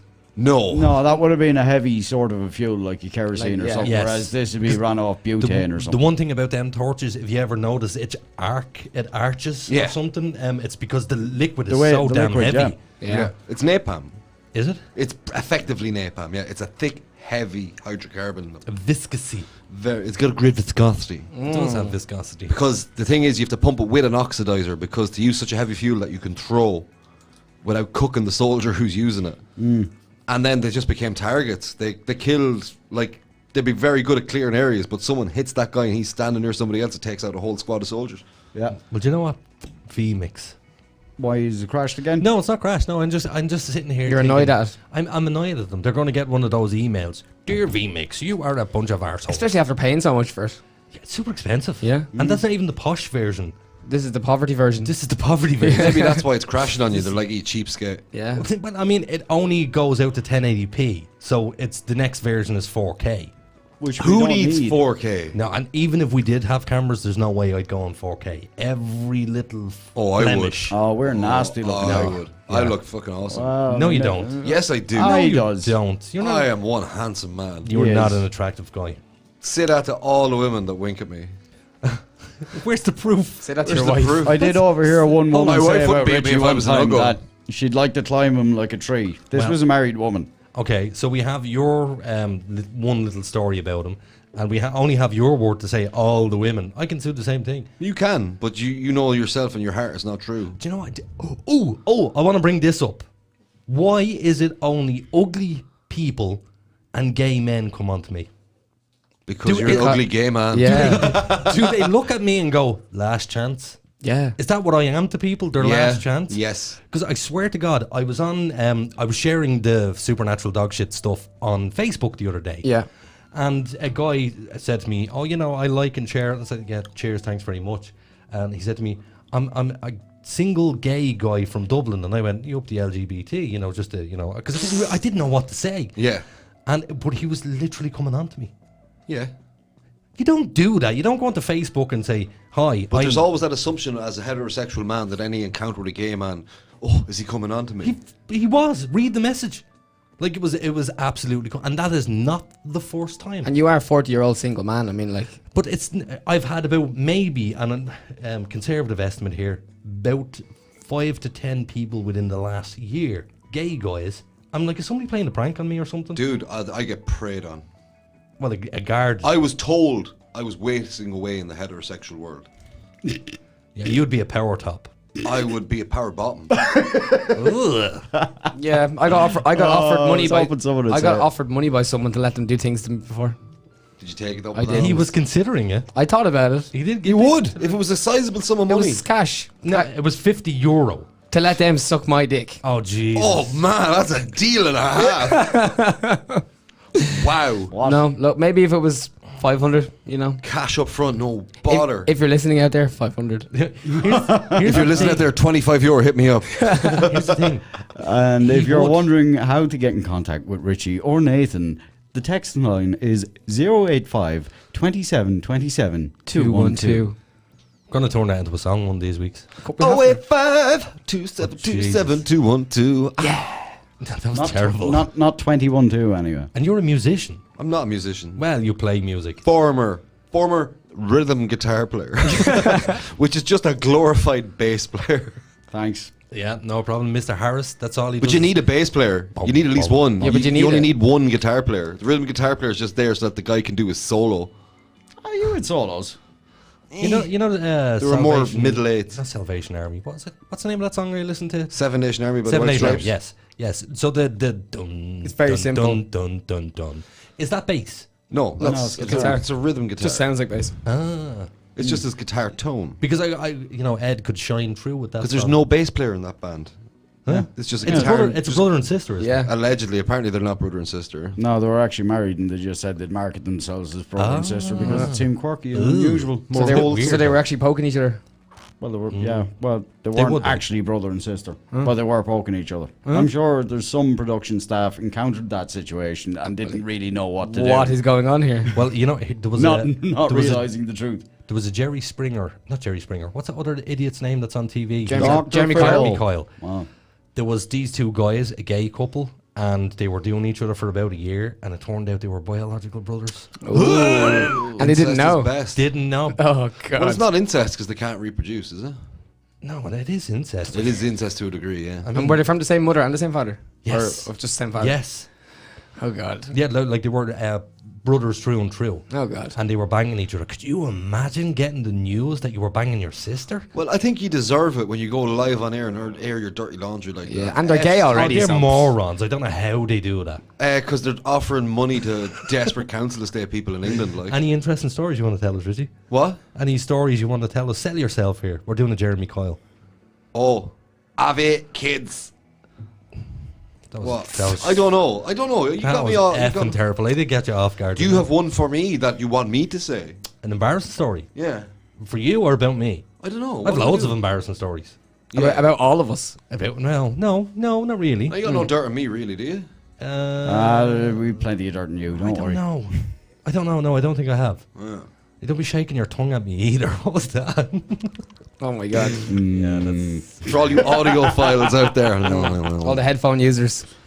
ASMR at its finest. So go on, give us one of your embarrassing stories. Embarrassing stories. Ooh, you got me off guard. Surely you have loads of them. I'm trying to think of the most appropriate one. Okay. Keep talking. Come back. So is any of you guys have an embarrassing story you'd like to share? Yeah, I kind of already told mine on this. I mean, the cat strangling is a kind of... That's not embarrassing. That's that's Embarrassing. shameful. Yeah. That's what that is. Ed? It's not great. What's the line between shameful and embarrassment? Death? What? I don't know. But like Does it happen on camera? They're or not? connected. Like there's shame goes with embarrassment. It's an interesting dichotomy you bring up. Bluetooth speaker in work. Very high power one. Oh. I decided to go up to the toilet for a Poop? a relief. A supernatural dog poop? Yeah, that's what we'll call it. Okay. And I was looking at some pornographic material on my phone. I was wondering where the sound was, and then I heard her screaming across the workshop. Oh, no. Love it. Lovely. That is Boys were awesome. wondering where the tunes went, and then it was just porn soundtrack. Or have you ever been sent those videos and they start off like a normal video? And then the high and then compressed file of everyone going, oh, Yes. Yes. oh. I've opened them in awful places. Well, do you know of a the comedian Lewis ones. called Greg Davis? Mm-hmm. So Greg Davis told a really funny story on Graham Norton once, Love Graham Norton. where he's very. I love his show. Great interviewer. But he was on the show and he decided to tell this story where he used to be a school teacher and he's now a stand-up comedian. And he was in this hearing impaired department and he needed to go to the bathroom because he had a serious curry the night beforehand. And when he went, he said to the kids, I have to run, stay there. And he ran into the bathroom and he pulled down the strides and noticed he was wearing his mother's underwear. Because they got caught up in the laundry and he just put on his mother's underwear and he was hanging together, didn't know what he was doing. He was like, oh, you moron, you blah, blah, blah, blah, blah, just going. And then he said, just this release of liquid came out of me. He said, and he was scuttered everywhere. He called it what was it, Jackson Pollock, like a Jackson Pollock painting. Yeah, boom. Just splattered everywhere. And he was like, oh. And then he walked back into the room and all the kids were sitting there staring at him. He had one of the mics on for the hearing impaired. Oh. The kids heard everything. Oh, no. Amazing. You told us a Amazing. story on air of you pooping yourself. I've pooped myself loads of times. Same. I pooped myself once. I had a bum We know. problem and it led to many's a pooping. Had or have? It's still ongoing, but it's not as bad as it was. A bum problem. Yeah, his sphincter's not that tight. Oh. It's ruined. From all the men. No, from just poor diet and bad muscles down there. Can you not do pelvic-ish muscles? No, it's trashed. Okay. Oh. It's nothing to do with the pelvis. It's to do with the actual door. Sphincter. And is it actually from poor diet, yeah? Poor diet. Yes, the door is broken. Oh, wow. What is the name of that thing you get from poor diet? Chronic hemorrhoids. No. The Piles. That's what they are. Gastroenteritis, is that the one? Gastroenteritis is an infection in It your is, yes. gastric I'm system. thinking of something completely Yeah, I different. got that actually. And Diverticulitis. No, it's not diverticulitis. Okay. I am right in diverticulitis. Yeah. Mine, it's more like herniations around the sphincter. Okay. Years of abuse. It's just from non-expansile tissue having expansile tissue put inside it by a ripping. What tissue was put inside where? The double Expansile entendres. expansile tissue burst through a membrane and got into non-expansile tissue and effed everything up. It's a fancy way of saying he stuck his finger up his bum and it was too No. I'm joking. no, it's like the insides of his arsehole just kind of burst through the wall that was holding him all together. But burst through the wall into my butt area, not out my ass. Yeah. Yeah. Have you ever put your finger in your bum? Yes, I have. So have I. Yes. I was in the bathtub one night, the soap slipped down between the legs. I was having a root for the soap and I went, sure, while I'm there, let's see what it's like. I didn't like it. No. No, I put a beer bottle up my bum before. I used to have a trick. You could open the beer Imagine bottle. that smash. No, I could drink the beer at my You bum and drink- turn around and spray it. Probably explains why you've got arse problems. Probably, you're sticking beer bottles up No, it was from eating exclusively. Takeaways.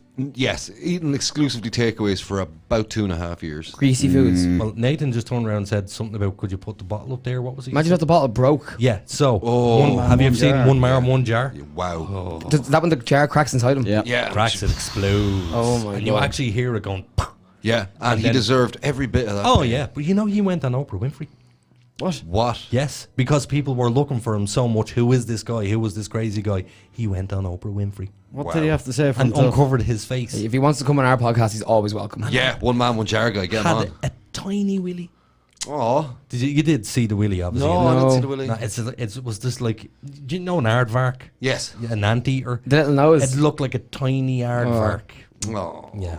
You actually reminded me of a story. It's kind of gross now. Go for it. It's about, right, so I was with a girl on a one night stand thing, we call Oh, it. we know where Yeah. this is going straight away. And let's say we were doing it, whatever, and she turned around to bend over. And as I looked down, she had a massive pile coming out of her bum. And it was the biggest turn off I've ever had. And can I just say good evening to Nathan's mammy if she's listening? If you're listening. Oh. And this is going back a long time now. This is not a recent story. This is going back a Yeah, long but I'm time. pretty sure that your mother is going, Nathan. But can you imagine that? Mr. Lynham. I've done worse. What? He's straight up gone down there and sucked it out. No, I have a thing against anal. I think it's I think it's a disgusting practice. Boo. Boo I to think you. No, I think it's a disgusting practice, and that shit comes out of there. No, if I was to take a dump on that desk, would you rub your dick on it? If you did it. Yeah, even if a sexy chick done it, you go, oh, there's a hope. No, I'm sorry. Depends You're how a sexy. I am. bag. I'd sniff the table. I wasn't hugged enough No, as a you child. wouldn't. Oh my god. Oh yeah, so that's the answer to it. Sniff people's poop. Look, I don't know what it is, man. You're a fecalphilia? No, not fecophilia. It's just anything wrongophilia. God damn it. So what was your story, Nathan? You said I have a story, and then we interrupted. Well, that was it. You said it. That was it. I bent her over and she was had that it. it? Yeah, and it was the biggest turn off. She I was went, crowning, "Oh." and he went, "Oh no." Yeah, I also heard another story. I read this in an article where a man went home with a one night stand as well, and the room was dark, and he was sucking on her nipple, or what he thought was her nipple, and the woman It was a pimple. it was a massive ulcer. Oh. And the woman had a child at the time, so he just thought it was breast milk. So he thought nothing of it. And the really next, nasty. The next morning, he woke up and saw the ulcer on the woman's boob, and it was sucked out. Oh, I'd have vomit. Isn't that bad? Well, he did her a solid medical procedure. Oh, That's just wrong. My first experience of anal beads. They were the long, it's like a ring and like a stick off the ring. Sorry. Can I just point out that no good conversation ever came from my first experience started with anal beads. May I point out my first and last? Okay. Okay. Continue. was it in your bum? It was in my bum. Oh God. Right? And Give it you was the like- old rip star. it was the stick one with the progressively larger beads. Yeah. I hate to say that I know what you're talking about. She We all know. stabbed me 3 or 4 times before she found an entrance.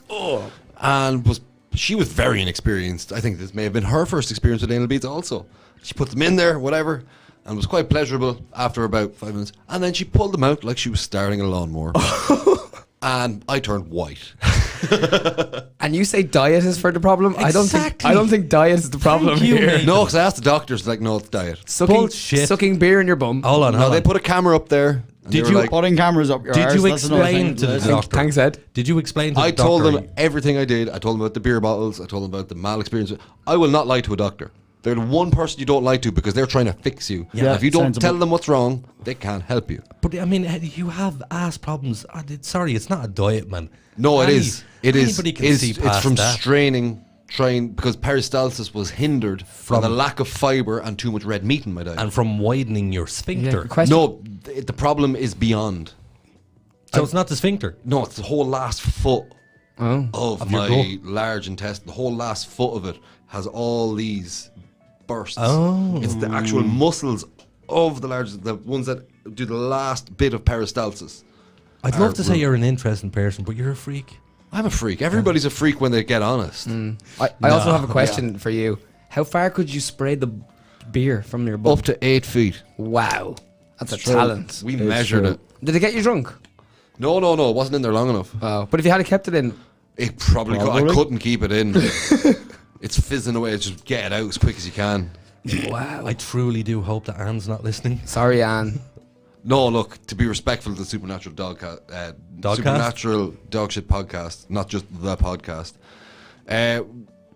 We'll do this at the end. We always do this at the end. We always down. do The this. last hour is all about debauchery. The winding down. Because and- we did talk on some serious points there. That is a serious film. And it's about a serious point. Like, no matter what your view is, people will... That's what it's about. It's about getting your view out. Yeah. Whether it's right wing or left wing, but you better back it up. I find the combination of what we do very good, and I tell you why. Because when you talk about something dark, You need it to is- lighten the load. You need to let loose. You need Yeah. to take that off. You need to just relax. Yeah. Have a bit of a laugh. Yeah. Because if you can't, without laugh, what have you got? Just misery upon misery. And it's a very Irish thing to do. It's like, look, let's get the grim thing out of the way. It's like with funerals. It's like, right, We do we'll the sad respect part. this person's life. Now we're going to have a sesh. Yeah, then Let's we're go on the drinking. session. But like, to bring it back to whatever we were talking about before is... Your sphincter. No, but the whole abortion thing again. Just, it's a serious subject. And if you are affected by it, text in. Let us know how you feel. We're not going to chastise you. Yeah, if you for don't, having if you an don't want your opinion. name read out, You don't want your name read out, you don't want your name read out. But get your opinions into us. And can I also say that if you're listening after the fact and this isn't live, then they can't text in. well, No, but they can text in next week Yeah, and yeah. just let us know some feedback of how they felt about how we were talking. Were we too harsh? Were we too uninformed? Educate us. Send us in some information. Yeah. This could be a thing in 6 months' time when people are listening to this podcast. One of us could be dead. Yes. True. The likelihood is me. and we'll all get over it. You never know, boys. Yeah. That is Or true. it could be every one of us. A meteor could come down and squish every last one of us. And the world will keep turning. Oh yeah, but here's the thing. That'll be off kilter though. Reality doesn't exist without me. No, because it's your reality. It's your perception of what's going on in front of you. Isn't it a terrible, lonely thought that you only have yourself in your head? Nobody else can hear you. Mm-hmm. You're totally on your own. If you're a deaf person, What language do you hear? what in? language do you hear yourself in, or what sort of voice do you think in? Or how do you describe the color red to a blind person? If you're a deaf person, let us know. Oh. No, but you know what? cheap shot. Sorry. No, but there is the subtitles. Yes. Oh yeah, it is subtitled actually. Yeah. Yeah, but imagine them subtitles trying to keep up with all Subterranean They're awful. Dogfish podcast. of us. It's mixing them up. It is, but look, it's a computer's best attempt. As AI progresses and becomes our overlords, I'm sure the subtitles will get sharper. And I will bow to those overlords. Yeah. I will give you every one of you up to them. No, you wouldn't. Names, and of course I would. I'd give you up for a tenner. You want more than a tenner. No. But the human This experience, is how valuable you are. Yeah. but the human I'm experience, expendable. like it differs for everybody. But look, whoever's listening, talk, send us in stuff, let us know, interact. Especially you, JJ, with your snapbacks. Do you know what I'm actually going to do? I'm going to blame the audience. No, you can't blame the audience. No, No, let's not do it. I'm blaming the audience for not texting us in. We're doing a wonderful job here. Nope. Yeah. Nope. So it's all you guys. Nope. It's not down I'm going to to us. naysay. Yeah, do you know what it was? It was our technical difficulties too. It was, We yeah. lost everybody in that hour or the half hour of. Yeah, damn you, VMix. It's all right. They'll get a strongly worded letter. And my ass, they're going to be getting an advert on our show next week about VMix. Oh, we give out, but yeah. maybe they'll even go on the shit heap. Yeah, they could go on the sheep. Well, no, that would be terribly unfair if it only crashed once. If the plane only crashes Okay, once. strike one. Yeah, strike once. Strike one. It ruined our show.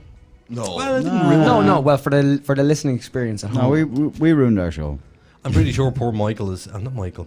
Sean is sitting there going, what the hell happened? Was it Sean that texted us? It was, yeah. No, somebody else. No, Sean texted me. Oh, somebody else texted as well. Somebody text you and then somebody texts you. Yeah. We really do need to have somebody monitoring that the whole I time. wouldn't mind us right behind you. Usually it's on this big screen in the studio. Yeah, but even at that, I didn't realise. It came up some weird warning about a frequency. I was like, what the is that talking Well, about? it'll be perfect on Spotify and Podbean.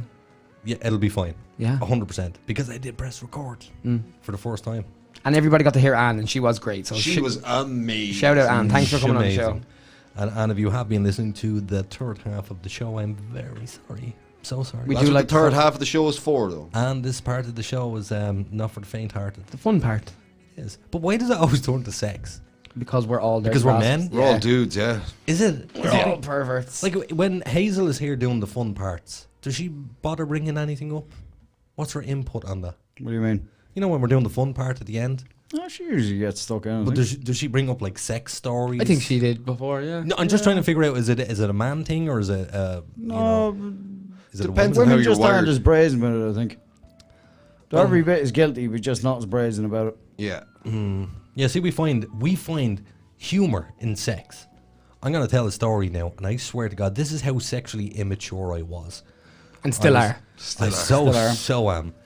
When I was 17 years of age, I was with my ex, and she was 29, 30 years of age. I was into the older chicks. And we were having sex for the first time, and she started to have an orgasm. I never saw a woman having an orgasm. And this was a long, hard orgasm. I pissed myself laughing. I literally was shaking on top of her with the laughter because I thought an orgasm was a funny thing. This went on for about 2 years. I couldn't stop laughing for 2 years with every orgasm. Found my most embarrassing moment. Oh. Just okay. remembered it. Go ahead. I was in top. We were having missionary position. Okay. And I had to pull out. Okay. Because I didn't want to have more babies. Or cause an abortion. Yeah. Okay.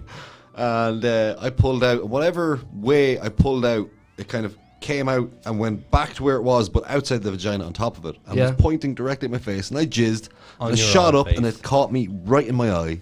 And it was like gooping down my eye. And the cackles of laughter. A personal bukkake. A personal bukkake. Yes. And the cackles of laughter. It was the most the lady in question. Oh, okay. Just ruined it for me. I just couldn't. There was no coming back from it. So was that embarrassing? It was. I just. You should have been proud that your shot was boom strong. It hurt. It like hit me with force. Yeah, that's a good sign. I have noticed that when you're much younger, the spout, it does come out a lot faster. Oh my God. I genuinely remember doing the whole pull-out method, and it was an audible whoosh. Oh, and another time, I was masturbating at home in my parents' bathroom at the tender age of 16. It's always you. And I ejaculated, and I couldn't find it. You I searched. that's who it was. That's who it was. We were talking about this today. We were. Yeah. Searched high and low. No signs of it. Searched the ceiling, searched the floor, searched the walls, and my father starts banging on the door. He wanted to get in and take a shit. Only one toilet in the house. And I was like freaking out. So I'm not done yet. He's like, I heard you. Get out of there, the fuck.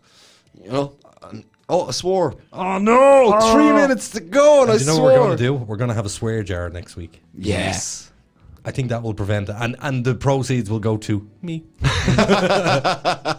Well, this show. But I couldn't find it. Ghost jack off. Could not find it anywhere. And then Are you I sure it wasn't a ghost jack off? No. I seen it go, and I didn't know where it went after because I crossed eyes, like. Oh. But I couldn't find it. Also, before we go, are we allowed to say on air about maybe a little new segment that might be coming to the show or an extra episode? Oh. We haven't discussed it fully, but We have, really. okay. Well, there might be a little extra episode per week, and it might be a little bit Per of a month. Oh, per month. You couldn't do it Okay, every that's week. way better. Actually, Yeah. you're so right. Per month. Yeah. Per month, where we will have a little party on air. Yeah, so it'll literally be a sesh. Literally, yeah, the session Sesh on air. It's going to get crazy. where we get all the good stuff out. Oh, yeah. And then we keep the other episodes serious. And do you know what I think I might do? I might get Richified. Wow. Now, in fairness, though, That'd be fun. that entire episode will be just me going, I forgot. What did you just say to It's me? okay. We'll take control of the leading of the Can show. I get Aidened? You can get whatever you want. You can. Because yeah. So Nice. So, yeah, and that will be called Supernatural Dogshit 2.0. yeah. Now I that think it it's should be said- Supernatural Dogshit VR missions. VR what? VR missions. I don't get it. Because there was a game back in the day, anybody who's cool played Metal Gear Solid. And then they released it. It looked like the exact same game, but it was called VR Missions, but it had a cool different colouring to it, and it was nice. Oh, yeah. And do you think it should be saved for after on Spotify, or should we just, if you come live, you get to watch it, that's it? I think live only. Live only. You couldn't have that. No, it's going to be wild. You couldn't for advertising reasons. You know, to be going, what in the name What of sort of Christ? lunatics are these? Yeah, like we're genuinely going to get drunk on air. Can I also give a you're shout gonna out get drunk. to our... Social QR. There we go. .xyz. Yeah, our sponsor, our brilliant sponsor. Why would you spend money sponsoring this? Because you're awesome. You're social QR. Yeah. Yeah. They are socialqr.xyz, and it's a social media platform it's a platform where you can put all your social media in one place. Or So just say like you've a band and you have your Spotify, you have your Instagram, you have your Facebook, you have your YouTube. Yeah. Zip, puts it all in one place, and it makes it a QR code. So you literally have this little label, and at gigs, you stick them on your gig posters. Stick them everywhere. Stick them everywhere, and someone scans it, and then boom, they're connected to you. Yeah, it's a great idea. Good idea. Does everything, coffee shops. If you have a new business, boutiques. if you have an old business, if you have anything and you want to just get all your social media together, because there's so many platforms now, all owned by Facebook, that you want to get together, just get Social QR on the job, man. Yeah. SocialQR.xyz. Yeah, and I saw they posted the other day saying they had some minor bug fixes and stuff, so they are working on updating the website and they're keeping in touch with everybody, and yeah, it's good to see. Very good. And just before we do go, there's one last thing I'd like to bring up. A word of wisdom? Not really a word of wisdom. Okay. Are you going to do a reflection? I think you should do a reflection at the end of every Should we turn the music down for this? Just a little bit. Okay. Just a little bit. I was kind of saving this for Gary, but because Gary's not coming on this week, I'll give it now. Okay. I wanted to talk about forgiveness. Ooh. Yeah. I believe that we go around and we tell people, we forgive them, and when secretly we don't. And we harbour ill feelings throughout the entire That life. can start the process of forgiveness, though. No, it can't. It can't. If you are going to forgive somebody, forgive them from the outset. Because let's say a man has an affair on a woman. Yes. And she says, okay, I forgive you. And then they stay in the relationship and she harbours all these ill feelings towards him. Oh, yeah.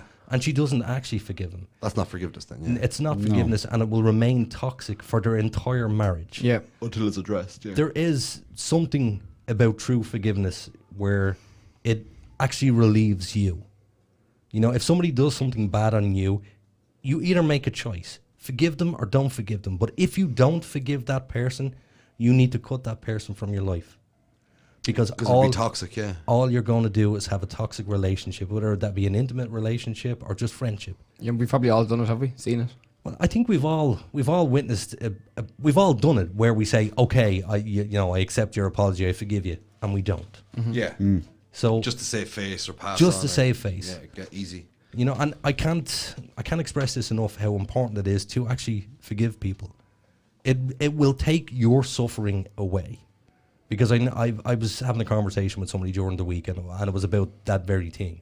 And they were saying, I don't forgive this person. But I told them I did. I said, well, then you need to either let go of it and forgive or split up.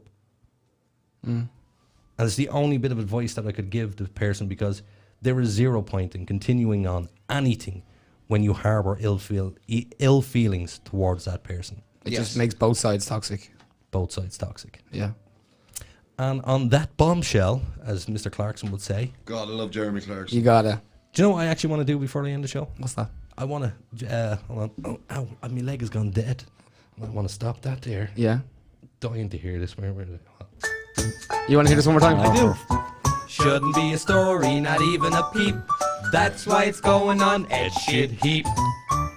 Thank you very much. Because Where Ed is you our, guys rot still. Because Ed is our steak. Yeah, and we are amazing singers, by the way. Ooh, hire us. Yeah, Jingle and a half. We should go to X Factor. Yeah. If anybody out there ever needs any ads made for their company, we got you. Yeah, and we will charge you an absolute fortune for it. Not much. Not much. Again, on that bombshell, Thank good night. guys. And we'll see you on Thursday night at 9 o'clock. Thank you.